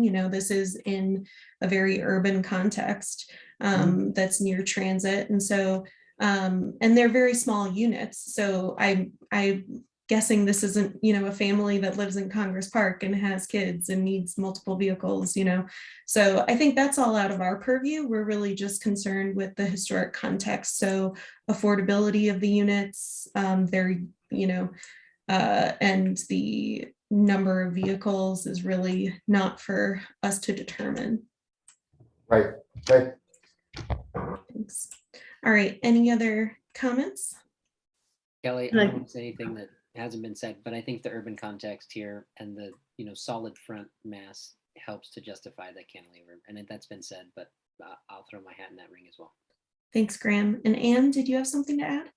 Yeah, I know that we're doing mass form and context, and I think that this is a really nice way of getting dense housing. So I think that meets the guidelines. I would just like to make a friendly comment, however, because I know we're not doing detailing now, which has to do with the horizontal banding, which is really very prominent. And as it's shown right now, it kind of, that horizontal as an element jumps all over the place, and it kind of moves up and down between the materials. And sometimes it's under the window, and sometimes it's through the window, and sometimes the window's through it. And so, again, I know that this is just for what's coming up, but I would maybe, as a friendly comment, suggest to the applicant, because I think there's so many nice design elements in this, that they might actually step back and look at that horizontal element and see whether it can be a little bit more consistent. But I think this project meets the design guidelines, and I agree with the staff's recommendations. Thank you, Anne. All right. If there aren't any, having trouble speaking again today. If there aren't any other comments, it sounds like we're reaching consensus. Who would like to make the motion? Madam Chair, motion. I move to conditionally approve application number 20. Oh, are Erica and I racing? Sorry. I think, Graham, you were having some connection issues, so you couldn't hear that Erica was starting. Erica, it's all yours if you'd like to make the motion. Okay, yes, I'll go ahead. Thank you, Graham. Sorry about that. Madam Chair, I move to conditionally approve application number 2022-COA-005 for the infill at 1622 Emerson Street as per design guidelines 2.55, 4.1, 4.2, 4.5, 4.7, 4.8, 4.20 through 4.24, and 4.30, character defining features for the Swallow Hill Historic District, presented testimony, submitted documentation and information provided in the staff report, with the condition that demolition applications for the alley, house, and garage at the rear of the lot be submitted and approved by the commission prior to infill approval. I'll second that, but I have a question about whether or not an amendment is necessary. Is it necessary to identify this application as specifically for mass forum and context? We typically do when it's a phase one. Yes, that would be good. Okay, so I recommend that we amend the motion to insert the words mass, forum, and context between the word approve and application. Thank you, Gary. Do you accept that, Erica? I do, thanks. All right, great. So thank you, Erica, for the motion and Gary for seconding and the amendment. If there's no further discussion on the motion, let's go ahead and vote. George. Nay. Brad. Aye. Graham. Aye. Julie. Aye. Gary. Aye. Erica. Aye. Anne. Aye. Kelly. Aye. All right, so we have 7 votes in favor and 1 opposed, and that was George. So the motion passes and the project is conditionally approved. All right. So we're going to move on to our next design review project, which is project number 2021-COA-344. And it's address 2632 West 37th Avenue. All right, I just want to test my mic. Can you hear me? Okay. We can hear you. Perfect, because I've had these headphones not work before. Okay, so the Landmark Preservation Commission reviewed phase 1 mass form and context for this property on August 17, 2021. The commission conditionally approved the application requesting that updates be made to sheet A9, correcting the direction labels on the garage elevations, that the building length does not exceed 42 feet in length, maximum as required by zoning, and 3, that the porch depth match typical porch depths found on Foursquare forms in the Potter Highlands Historic District. So the applicant has revised their application to meet the commission's deliberation and zoning requirements. And the applicant is now requesting review of phase 2 design details.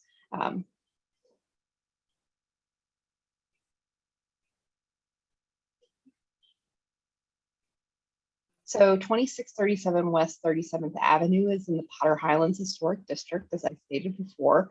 The existing lot features a single-family residential structure built in 1921 at the back of the lot.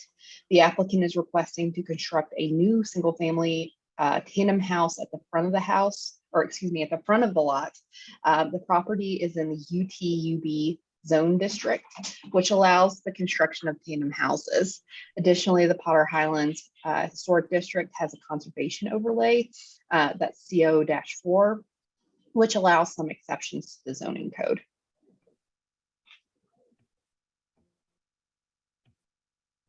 So the proposed infill structure will now measure 27 feet 10 inches wide by 44 feet in length and 27 feet 10 inches in height.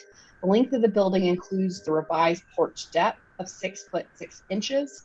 The applicant has increased the porch depth to match structures to make it more compatible with other structures and other porches in the surrounding historic context.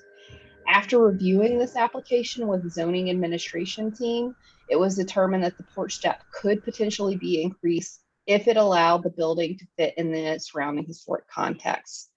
The project will have to be reviewed by and approved by the Board of Adjustment, but Landmark Preservation Commission has the ability to provide a letter of recommendation if they fit to the BOA if they feel that the increased building depth allows the building to be more compatible with the context. And this is reviewed under section 12.4.7.5.c of the Denver Revised Municipal Code. So here we have surrounding context with additional porch steps on similar form houses and how they're fitting in with that overall average porch depth. And then we have kind of a close-up plan view showing the new porch depth on the building. So the proposed building is designed in the 4-square form. The hip roof will be clad in Tamco Heritage asphalt shingles in the color rustic black. The building will be clad in summit brick in the color thistledown. The building's cornices and trim will be clad in smooth finish James Hardy trim in the color black iron. So pictured here are some additional elevations for your review. The windows on the structure will be Sierra Pacific aluminum clad wood double hung casement and fixed windows. The windows will feature cast concrete sills and headers. Windows on the main house will have a 4-inch inset from the cast concrete sill. The entry door and rear door will be 3/4 light wood door by Simpson door, model number 7501. And the rear patio door will be an aluminum clad wood bifold door by Sierra Pacific. The porch will feature a hip roof form with Tamco Heritage asphalt shingle in the color rustic black. The cornice and trim will be composed of smooth finish James Hardy trim in the color black iron. And the porch will be supported by painted smooth trim on 2x blocking on 4x4 posts in the color black iron. And I would recommend looking at page 6 if you need additional information on that detailing. So the porch floor will be smooth finish concrete and there will be no railing on this structure. The garage will be clad in 4-inch smooth finish James Hardy board in the color Bennington gray. The garage cornice will be trim will be smooth finish James Hardy trim in the color black iron. The garage windows will be aluminum clad wood Sierra Pacific double hung windows. And the garage service door will be a Therma-Tru Smooth Star S206 half-light fiberglass door. The overhead door for the garage will be a steel door by Overhead Door CO, model number 1400 in the color black iron. The site will feature a 6-foot high cedar wood fence that will be set back 12 inches from the front wall of the house. The proposed exterior lights for the house and the garage will be simple cylindrical metal down lights. And then pictured here is the proposed materials and finishes list, which can be found on page 17 of the application packet if you need to review those details more closely. And then finally, here are the 3-dimensional renderings of the proposed infill building. Landmark staff is recommending approval of the infill design, citing guidelines 4.2, 4.3, 4.4, 4.5, 4.6, 4.8, 4.9, 5.9, 5.21. Landmark staff is also recommending that a letter of recommendation be provided to the BOA to allow a variance for building depth per Denver zoning code section 12.4.7.5.c. And that is for 44 feet in length rather than the required 42 feet in length. Thank you, Jesse. Are there any questions for staff? I have one, and it's regarding the window details on page 11. So it looks like, well, I'm just wondering the details for the windows that are in the garage in the lap siding. I can't tell what the inset is. And I was wondering, Jesse, if you knew what that was or had any concerns about that inset. I don't know what that inset is. If it's not dimensioned on there, you can certainly make that a condition and request it. However, I'm not very concerned as this is a secondary structure to a tandem house and it's going to be set back at the back of the lot. So it's not going to be readily visible. So it wouldn't be uncommon to not make a condition to have, because I mean, typically we require all windows be inset, so there's a shadow line kind of consistent with the historic context. And I'm just trying to remember whether we've ever approved that not to happen on infill secondary structures. Yeah, you know, that's really up to the discretion of the commission to make that determination. I can't recall off the top of my head like that ever being an issue. But from my standpoint as a staff member, I'm not as concerned as long as there is some type of inset on it. So because it's a secondary structure and it's hidden behind the primary structure, and it's also a new infill building. So that was just my general thought. Yeah, thank you. Any other questions for staff? All right, let's get the applicant promoted.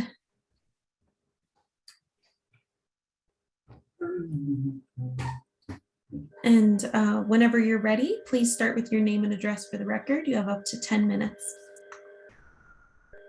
And you'll need to unmute yourself. Yes, this is Dean Ritchie, and address is 2101 West 44th Avenue, Denver 80211. What we tried to do with our second submittal was address the two potential concerns raised at our first submittal.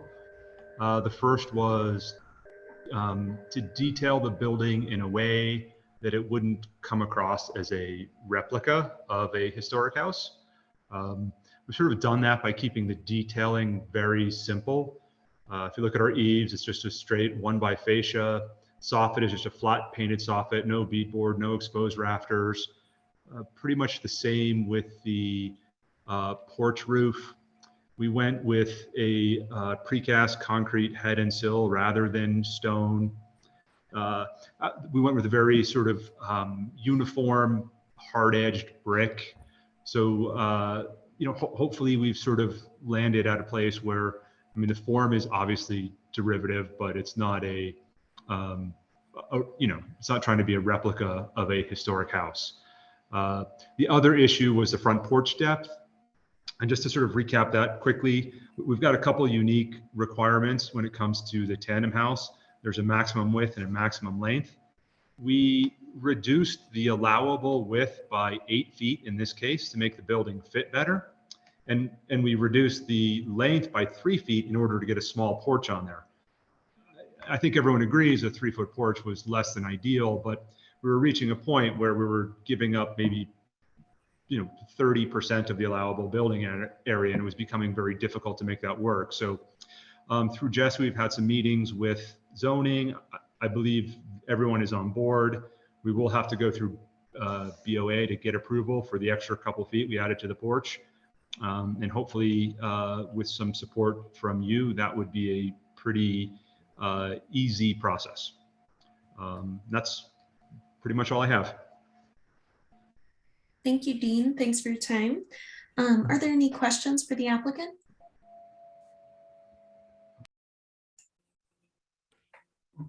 No. All right. The drawing set is clear, so no questions for you. Are there any public comments on this project? Please use the hand raise button. It's raised. Okay. No comments today. Okay, that's fine. We'll go ahead and, yeah, Jesse, you have something to say? Yeah, I was just going to say that if you wanted to add in an inset for the garage windows, that's a simple condition that you can add on if you don't feel comfortable with not having an inset. Sure. Yeah, let's talk about it. I noticed it in the detail and wanted to make sure that that wasn't inconsistent with previous projects that we've approved. All right, so what does everybody think about the project? And since Jesse and I were talking about the inset, maybe let's start there, even though that's very detailed. Yeah, Gary. I want to express a concern about imposing an inset on windows that are installed in a siding clad frame wall. I think what the installation should replicate what was done historically as close as possible, but imposing an artificial inset of 2 inches or 1 inch or whatever, I think actually creates kind of a funny appearance. And I also think it happens to, in some cases, create a potential maintenance problem long-term. So as the building is, we're talking about the garage, it's a siding clad frame building. The windows can be installed with an inset that would have been typical for a historic window in a wood frame wall. And I don't know, we need to actually make it a condition in this case, but I'll listen to other opinions about it. Other than that, I think this is the project overall addresses the standards and guidelines very well. Great, thanks, Gary. And for what it's worth, I do agree with you. I think that's a good point, that it is not a brick facade where the window would be up, in an inconsistent location in the wall, and it being shown as the detail is drawn allows the flange to connect well and have a nice tight seal that hopefully won't create any maintenance issues. And I agree. I brought it up because we typically see the inset, and I just wanted to make sure it wasn't conflicting with, I couldn't remember, since it is both infill and a secondary structure, I couldn't remember if we typically require that, but I'm completely comfortable with it as shown if everyone else is. Madam Chair, this is Julie. I am comfortable with that. I think it's a nice project. Yeah, that's my 2 cents. Great, thanks, Julie. I agree, and I appreciate what the applicant has done to address the comments that we made in the phase 1 round. I think that the porch looks much better, and they did a great job of kind of, as he had mentioned, simplifying the details so that it's compatible but not replicative. Any other? Anne, yeah. I'm looking at guideline 4.6, which is use materials that appear similar in scale, color, texture, and finish, and so forth. And I have to say, for me, this project veers on lacking so much detail that it no longer really meets the requirement. And I'm going to, vote to approve it. But I think there is so little here that it basically looks like modern construction to me. There's no foundation, there's no horizontal banding, there is nothing except the most utilitarian windows. The entire structure is incredibly utilitarian. I'm not sure in what context it actually has a historic reference. And this is just my opinion, and maybe it's a friendly comment, but this one is so utilitarian that I question a little bit whether or not it actually meets the guidelines of being similar in material, appearance, scale, color, texture, and finish to other structures historically seen in the district. Okay. Erica, what did- Yeah, I respectfully disagree with Anne. I think that, you know, that there certainly it's very toned down as far as details go, but that we have lintels and sills, that we have an eave that has depth that may not be, you know, exactly as deep as maybe other four squares in the district, has some depth. It's not just right at the edge there. As well as the porch that we've already talked about. I think all of those together, you know, successfully kind of address it as fitting within its context, but very stripped down. So I don't have an issue with it as it is, because of, I think there are some details there that maybe just don't jump out as much as others would have, but I think that's fitting. Thanks, Erica. Gary, did you have something to add? Well, I hear what Anne's saying, but I think, you know, the building uses a massing that is so similar to the Denver Square, and it captures the proportions so well that it doesn't need additional detail to say that it's compatible. And I'm also recalling times when we've approved infill buildings that were clad with metal siding. I mean, vertical metal siding in some other districts that, you know, that if those met the guidelines, I can see that this one does a better job of meeting the guidelines in terms of compatibility.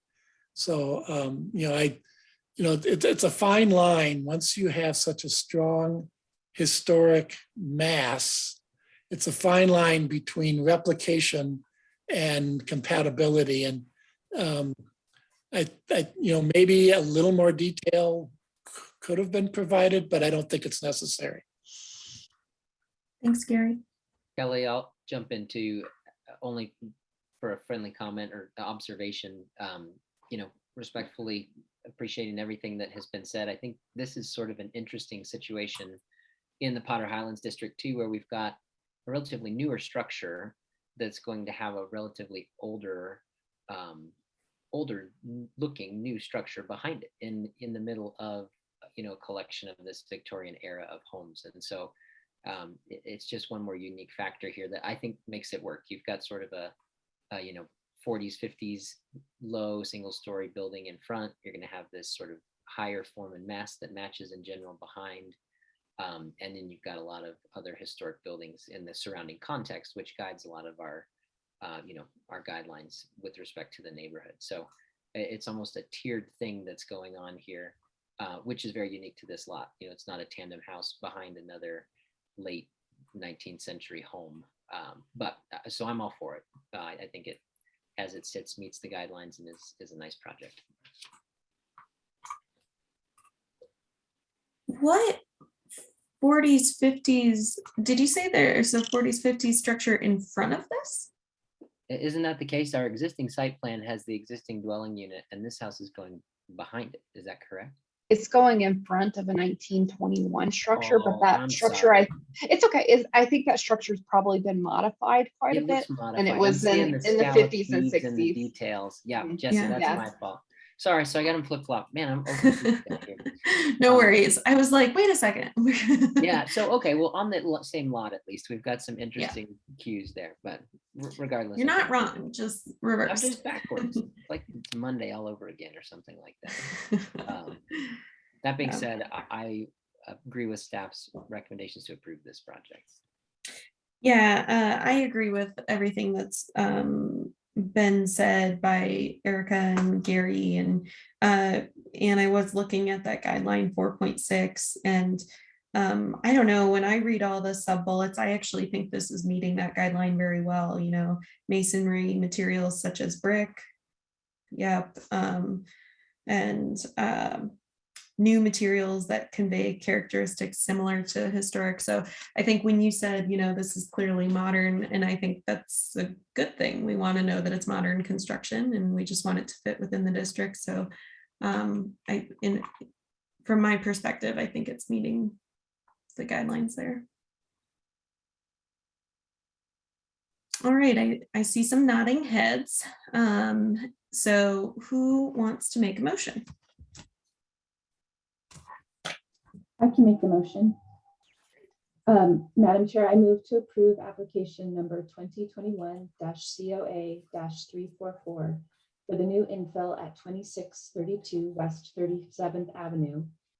As per design guidelines 4.2, 4.3, 4.4, 4.5, 4.6, 4.8, 4.9, 5.9, 5.21, character defining features for the Potter Highlands Historic District, presented testimony, submitted documentation, and information provided in the staff report. I also move to recommend to the Board of Adjustment to allow a variance for building depth per the Denver Zoning Code section 12.4.7.5.c. Thank you, Erica. I'll second. Thank you, Gary. All right, if there's no further discussion on the motion, let's vote. George. Aye. Brad. Aye. Aaron. Oh, sorry, Aaron's not here. Graham. Aye. Julie. Aye. Gary. Aye. Erica. Aye. Anne. Aye. Kelly. Aye.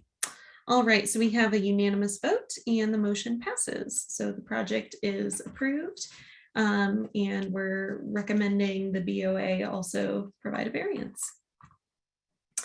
Okay, next project, also in Potter Highlands, is number 2022-COA-006 at 2626 West 37th Avenue. So this project is also for a tandem house. It is the property directly east of the tandem house you just reviewed.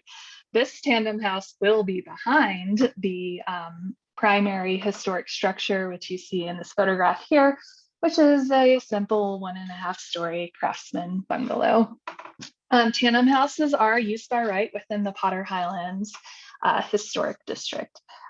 This is an interesting block where you have more craftsman bungalows and not quite exactly the same character as elsewhere within the Potter Highlands Historic District. But here you can just kind of see the general placement. This is a very large lot. It is 45 feet by 187 feet in depth. So there's plenty of room for this tandem house on this lot. And I'm just trying to get the slide to change. There it goes. So here you have the existing site plan to accommodate the new tandem house. The existing brick 1-story garage on the I have an east in the staff report, but it's on the west side of the lot, will be demolished to accommodate the walkway to the tandem house from off of 37th. This garage was constructed outside of the period of significance and is therefore not a contributing structure to the Potter Highlands Historic District. Additionally, with the demolition of this garage, it will remove a non-historic curb cut onto West 37th Avenue, and that is something we do support. With the demolition of this garage, a new garage will be constructed at the rear of the lot to support both the new tandem house and the new and the existing primary structure. So here's the proposed site plan. You can see the existing 1-story craftsman bungalow, the new proposed tandem house, and that new proposed garage structure that will be constructed on the lot. For the tandem house, it will have the 2-car garage, and the existing structure will have the 1-car garage located there closer towards the rear, and then access to that garage will be provided off the alley. So the proposed footprint for the primary structure is 31 feet by 42 feet, and the new garage footprint is 20 feet by 30 feet. And then you can see that new walkway that is proposed off of West 37th Avenue. Here you have the proposed plans. This is a 1.5-story structure with a basement. It is very simple in design in terms of its layout. It will have a gable roof form with shed roof dormers that you can see in the roof plan here. So this proposal is for 1.5 stories. Per the Denver zoning code, 2.5 stories are allowed for tandem houses, and the applicant initially proposed a tandem house form of 2.5 stories. However, staff were very concerned that this design was not compatible with the existing historic primary structure. So we did work with the applicant to propose something that would be more compatible with the existing 1.5 story craftsman bungalow. And that's what you see before you today.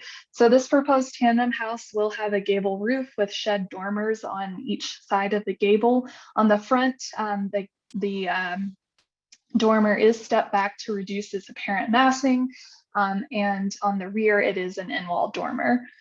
Although not clearly identified in the current packet, this project will need at least one administrative adjustment for the bulk plane. So you can see here on the east elevation that the roof eaves are encroaching into the bulk plane.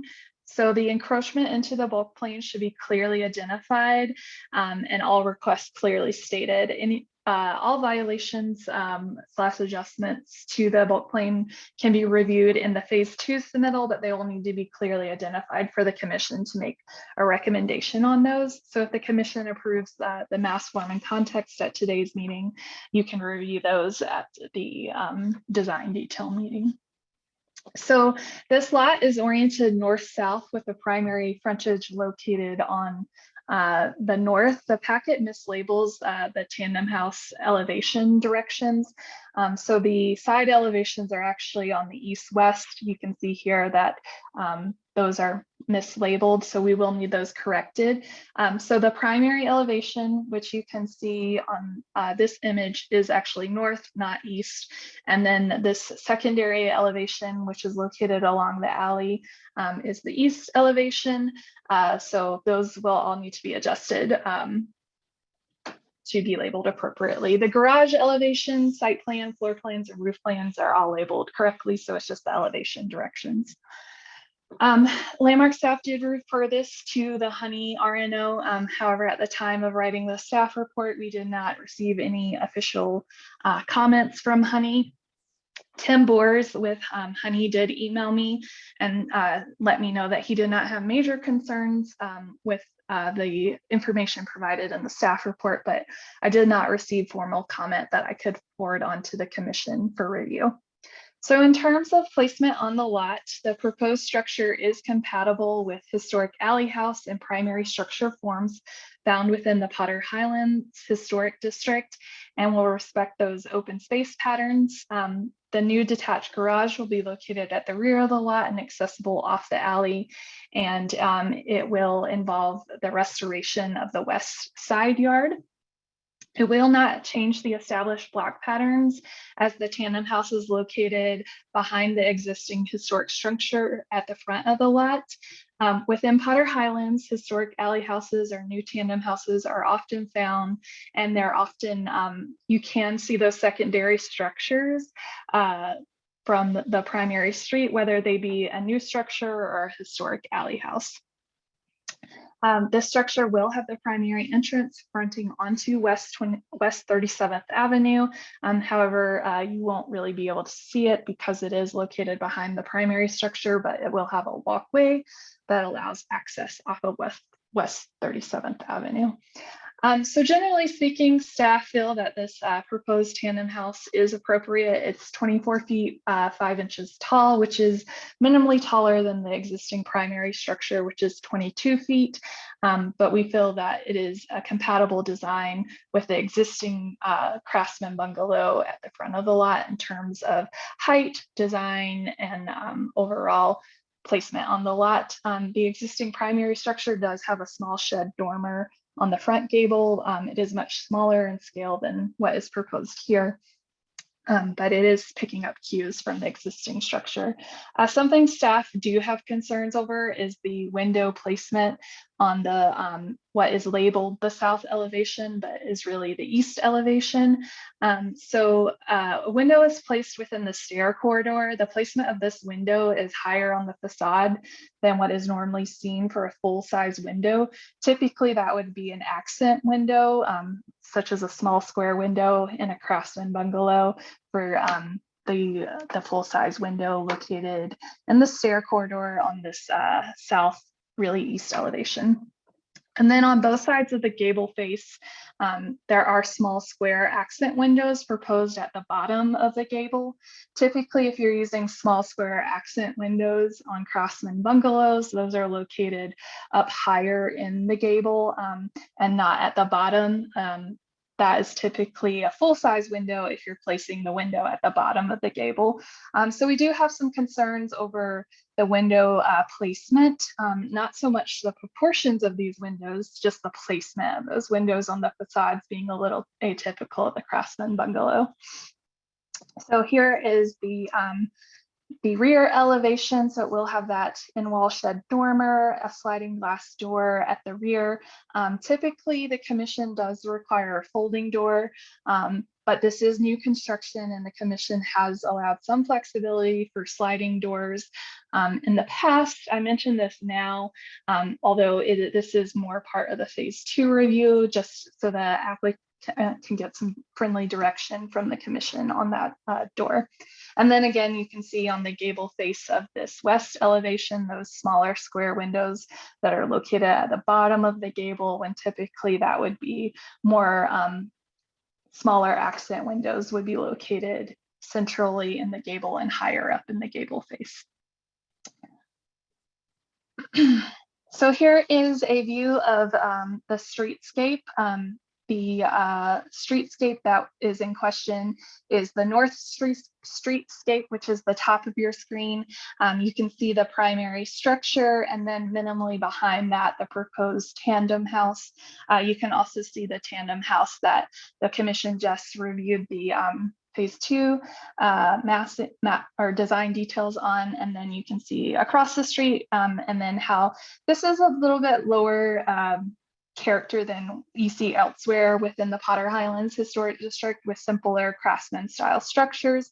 So we feel that the proposed Craftsman tandem house is really fitting in well with the primary structure and the block character of this portion of Potter Highlands. And then finally, you can see the compatibility demonstrations that the applicant pulled from.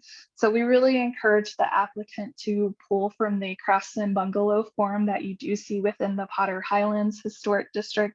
A lot of these structures have gables on the primary roof slope. They're either shed or gable dormers, and the applicant is referencing those with their gable dormer, shed dormer. They have broken down the massing of that dormer by setting back the dormer on the sides, and you have that kind of central massing that you see really prominent with the dormers in the Potter Highlands Historic District. This structure will have very simple vertical and horizontal articulation, and it will be expressed more in the design details, but again, we'll review those design details in the phase 2 submittal. This structure is going to have minimal visibility from the public right away, as it is located behind the existing primary historic structure. So generally speaking, staff are recommending approval of this project with a few conditions. And I did not include those conditions in the suggested motion, but if you look just above the motion, you will see those conditions listed out. And those are: correct the tandem house elevation direction labels and use appropriate window proportions for the window placement on the east and west, which are the side elevations in this submittal. So simple 1.5-story tandem house for you guys to review today. And then I have, here's the garage. Don't have any comments on that. And then there's some isometrics. Great, thanks. Any questions for staff? All right. I see the applicant is with us, so go ahead and unmute yourself when you're ready. Of up to 10 minutes. Okay, thanks. It's me again from next door, Dean Ritchie, 2101 West 44th Ave. It's funny to have gone through 2 of these because they've been very different approaches. because this one has a contributing structure in front of it and we're behind it, and working with staff, we kind of landed on the point that probably the most important issue is that it be compatible with the existing house on its site. Still wants to work with the rest of the district, but it would be odd to introduce a different style, even if it's common in the district, behind an existing contributing structure. So that's how we landed on this story and a half kind of bungalow craftsman.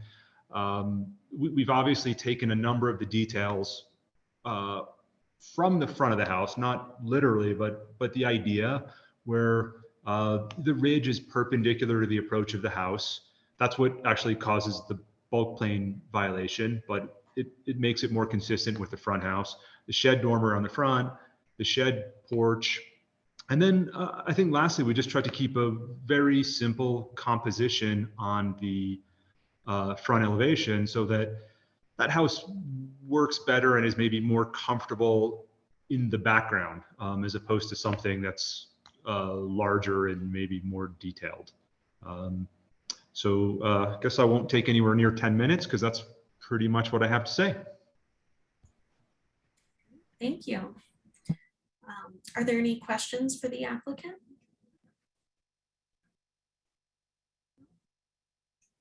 All right. Well, thanks for your time. Are there any public comments? Use the hand raise button. I don't see any hands raised. Okay. All right, then we'll move into deliberation. Commissioners, what did everybody think? And Graham, I'm guessing this is kind of the condition you were thinking of on the last one. I was Where gonna it's say, for the record, I understand that this one's being built, behind the primary residence instead of in front of. And I think, my only comment really is that I like the conformance here with the guidelines. I appreciate, staff's analysis and what the applicant has done. I think the quality of these renderings that we're seeing reminded me of a catalog home that you'd see, a Sears or something like that. Just the kind of black and white, almost pencil, which is a, totally aesthetic thing. But I thought that the qualities of it in that way that made it look like it could have come out of a 1920s pattern book was compelling to me as something that meets our guidelines in a neat way. So it'll fit very nicely behind the primary residence, I think. Thanks, Graham. Yeah, Gary. I agree that it complies with the guidelines, but I'm kind of disturbed that we've got a craftsman style house behind a craftsman style house. And the tandem house, the front faces the back of the house on the front. And it just seems a little odd to me that these houses are kind of stacked on the site. So you have the front of a tandem house that doesn't really face a public way.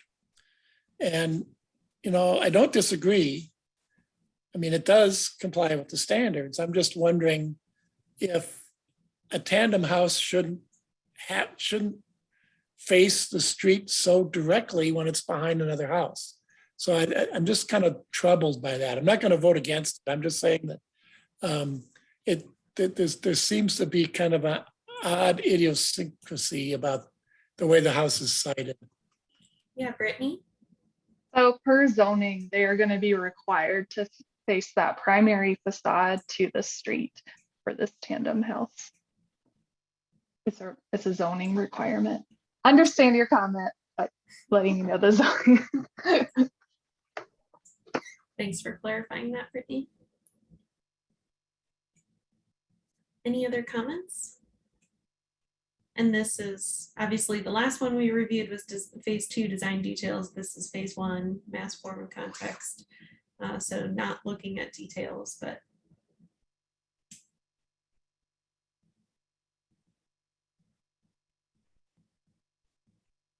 George, I think you're talking, but I think you're on mute. I like it. I think it looks like it fits, and with the other views in the applicant's materials, I wouldn't have a problem with it.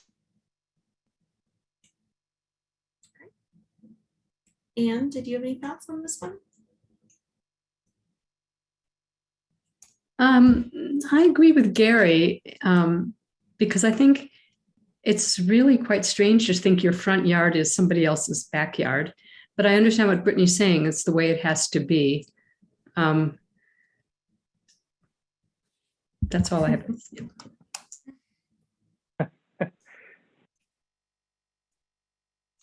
All right, any other comments?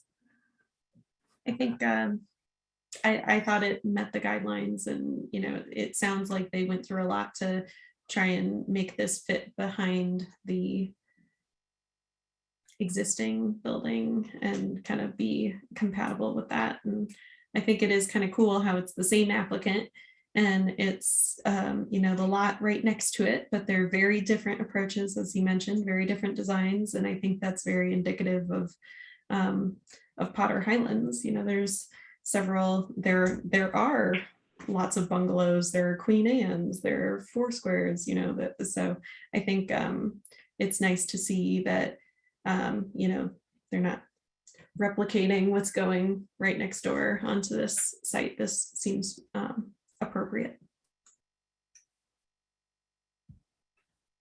Kelly, the only questions I have, and when I look at these images, it doesn't bother me as much, but the window placement that was discussed in the staff report and then the sliding doors on the back, I think the sliding doors, in my opinion, are fine. We've approved doors like that on the back side of houses, so I don't have any issues there. I think that meets the guideline. And then the window placement, maybe the one at the stair is a little odd, but I guess I'm not, when I look at the renderings, I don't find it to be, to really kind of go against the guidelines as much as maybe I do when I look at the straight on elevation. So I don't know what anybody else's thoughts on that as a condition. Thanks for bringing that up, Brad. Yeah, what did other people think about the windows on the side elevations?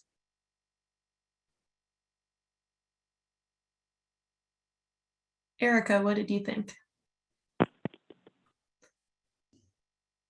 Yeah,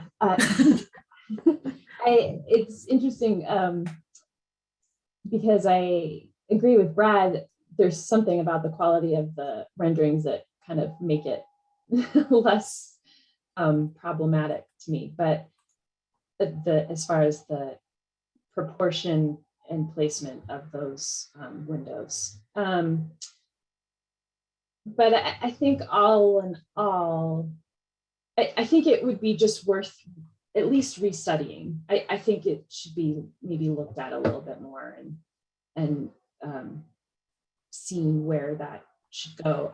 I'm not saying that I want to reword the conditions that Brittany suggested, but I guess it seems like there could be some finessing that would be better and more appropriate. So I don't have an issue with the conditions.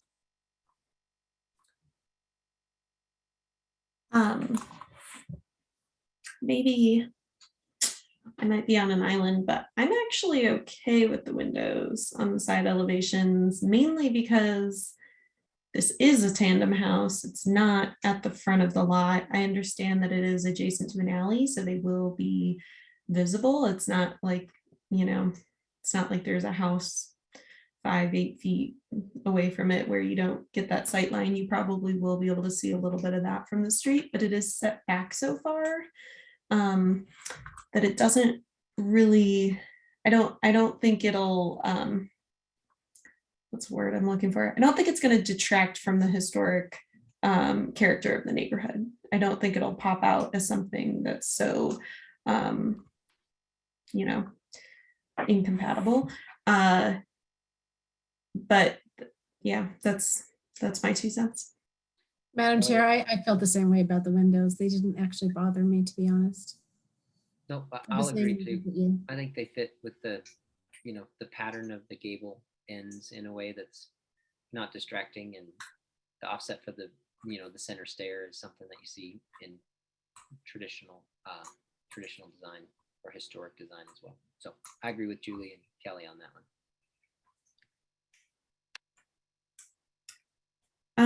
Brad, since you brought it up and you sounded kind of on the fence, I'm curious.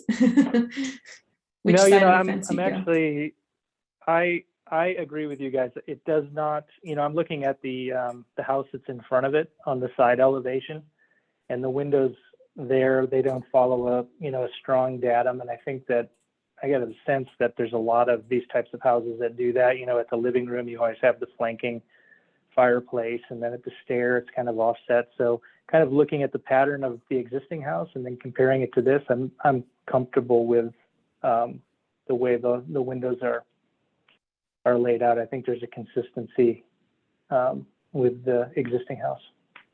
Okay, and I see some nodding heads that Erica and Anne are nodding. So it sounds like maybe we can remove that condition if that's where the consensus is going.